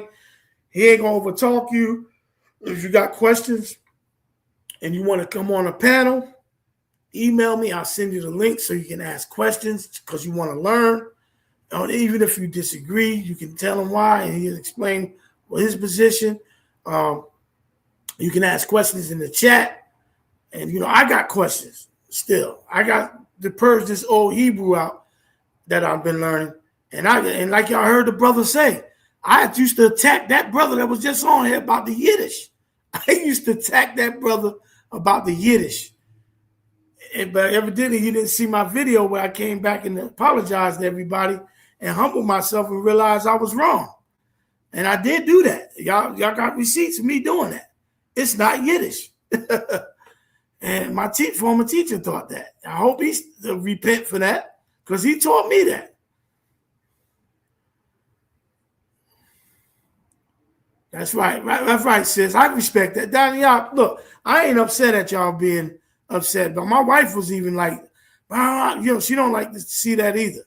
So I understand, but sometimes y'all just got to sit back and let the men get it out, as long as it ain't crazy, and be respectful and try to listen to what the arguments are, But one thing y'all do know, and I see y'all hand and K. Judah see it, what was important about this, y'all, he got kind of uncomfortable with them questions. If you go back and listen to the beginning, he was shocked that I asked him questions. Then he was shocked about the Zechariah and them. Those are tough questions. Because you got to prove their idioms. You can't, just because you look at what you looked at and show that it just don't mean figuratively. Hebrew definitions have various definitions depending on context. And if you read Zechariah 12, that's talking about the Messiah too. That ain't happened to no Jeremiah. And even if it's figuratively, where's that at in the text where we can show that happened to somebody? We know we can point that to the Messiah, Zechariah 12. That ain't nothing, family. I got so much more ammunition over here. It's ridiculous. And when I debate him about it, we're going to get into these Hebrew manuscripts, some things that he missed. And I'm going to show y'all. But I had to back off because I see everybody was getting uncomfortable and this and that. Some people left, and I pray that they go back and look, if they could have learned from something. Sometimes, because you don't know what's going on, you need to sit back and listen, and you might be able to learn instead of just thinking things are contentious, because he was showing some stuff that was very important too. Believe that. And he's a knowledgeable brother. So again, y'all, thank everybody. I love y'all. Prayers to each and every one of y'all. I love y'all with a pure heart, like my brother K. Judah said. I know he probably got to get some rest. He got to work tonight, so I ain't going to bother him. He'll hit me up tonight and talk to me about whatever this brother was doing in the chat. Hannah, appreciate you holding the chat. Appreciate all the new people that came in. Please, if I offended y'all, that's not who okay, let me catch Corey. That's what I was waiting on. Hold on. That's what I was talking about. He started making me frustrated. Yeah, because you was asking him questions and making him stand on it. And he was still, he was. That's what a lot of people didn't understand. They came in the middle and didn't understand this was an open dialogue. And y'all should have been asking questions too. Nobody really had no questions. If they did, I missed them. But yeah, that's what y'all should have did too. Y'all should have been asking questions because this is a hot topic, like Yahudi Blue said. Everybody's talking about this. Zion did a big debate about it a couple of months ago. And Zion used to be Torah only. And he did a debate with a knowledgeable brother. Jediah, that's coming on Tuesday, he was Torah only. He was born in the truth. He ain't never get converted, nothing. His father was in the truth. He's born in the truth. He speaks Hebrew fluently, Paleo Hebrew fluently. I'm learning over there from him now. And the structure is beautiful over there. And I will say this. Both of them, Zion's a great teacher too. Just some things that I disagree with and respectfully. And it wasn't about the teachings at all. Had nothing to do with the teaching. And he's a good brother. I'm not slandering him. None of just some things just wasn't comfortable for my structure and my schedule and everything else that played a part. Because I do have a ministry I have attend to. And it conflicted a lot of stuff. And Jediah's schedule was perfect for me and my wife because she had to change a lot of stuff in her schedule. So that's why I transferred over to Jediah, and the structure is a lot better for me over there. And that's why I'm learning. So not taking nothing away from Brother Zion. He taught me a lot that the little time I was over there, and a lot of stuff that I learned. He didn't even know nothing about this debate. I never told him about, not a debate, but this dialogue. I never told him nothing about it. I never told anybody about it because I'm not the one to go ask people for answers. I'm the one that I pray. I get on my knees and pray, ask y'all to give me the guidance to study. But for blessings to this, I knew about this teaching 8-9 years ago, and I've been had notes on it. I got book bags and bookshelves. I got 3 bookshelves in my house of books I done read. Remember, I don't come out of the Google and Chat GPT teachings. I come out of reading books entirely, front page to back page. And as y'all begin to see me, because I was in the back of the light with my former teacher, I wasn't out in the front like this, but I got to be because I got Beit Et Ariyah, and he's a student teacher and he's learning. And pretty soon I'm going to be able to just shut up again and not say nothing and share stuff with him and allow him to teach it all the time. Because he's got to get the culture aspect, the manuscripts, all that. That's why I come in, identity, language, culture, the manuscripts, whether it's Hebrew, Greek, all that. But please, family, take my advice. If you're 4 to 5 years in, don't tell nobody, don't let nobody tell you it's not important to learn Hebrew. Please do not.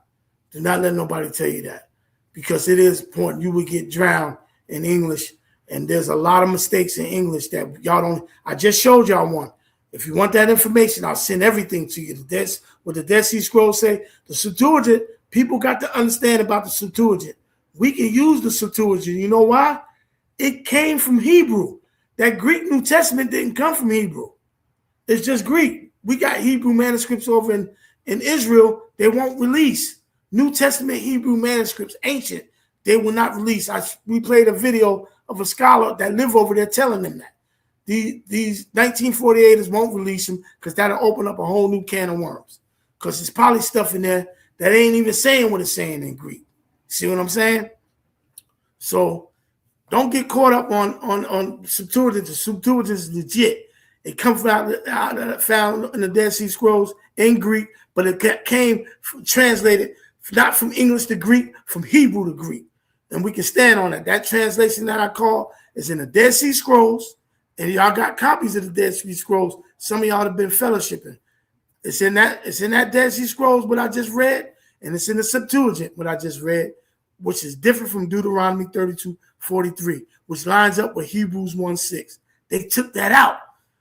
That's why when you look in the Hebrew scriptures and you look in the Torah, the ah and the tha.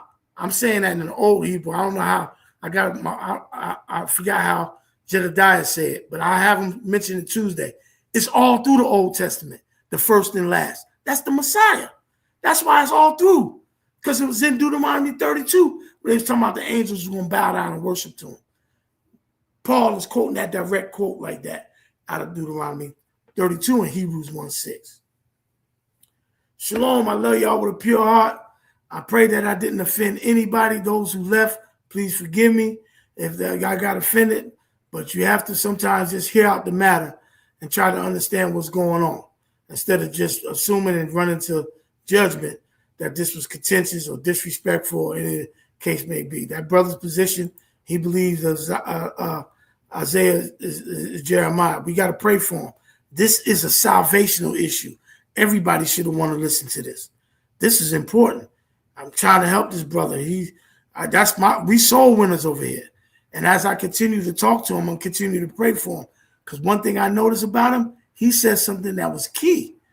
Y'all missed something he said. He said that Jedediah proved that the Messiah was born through the virgin birth, and he agreed with it. Whether he disagreed with the New Testament or not, he agreed with how he proved it. That's a step right there and a sign. That's how Zion got woke up. Not because of Jedediah. Zion did his own research. He was Torah only. I remember when Zion was Torah only, mocking the New Testament believers. And now he's seen it. And I'm praying that, you know how powerful that'll be if that brother convert. So we shouldn't give up on stuff like that, y'all. Read for yourself. That's right, y'all. Love y'all. Shalom, shalom, blessings. Everybody have a blessed Sunday. Tune in Tuesday, 7:30 p.m. Eastern Time. Ahava, shalom.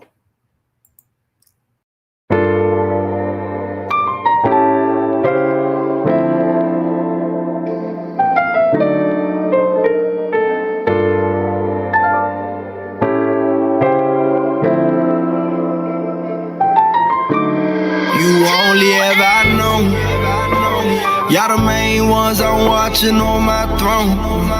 Created everything, but I called you my own. That land I gave you, put my name on it, my home.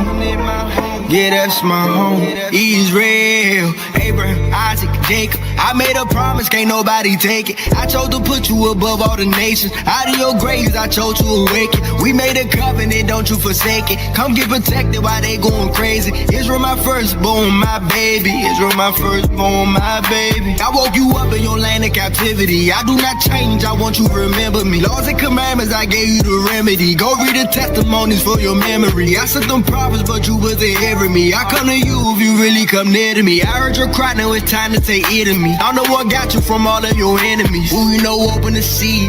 Them waters was bitter, but I made it sweet. In case you ain't know how to swim, I'm your protector, so I made you walk on your feet. This a reminder you married to me. I just want you to be all I called you to be. They called you niggas, but I made you priests. I'm about to give you back everything. I'm sending plagues for you. I'm sending boys, drying up rivers. I leave them dead for you. Tell Pharaoh, let my people go. You heard what I said for you. Tell Pharaoh, let my people go. You heard what I said for you. For you, you only ever known. Y'all the main ones I'm watching on my throne.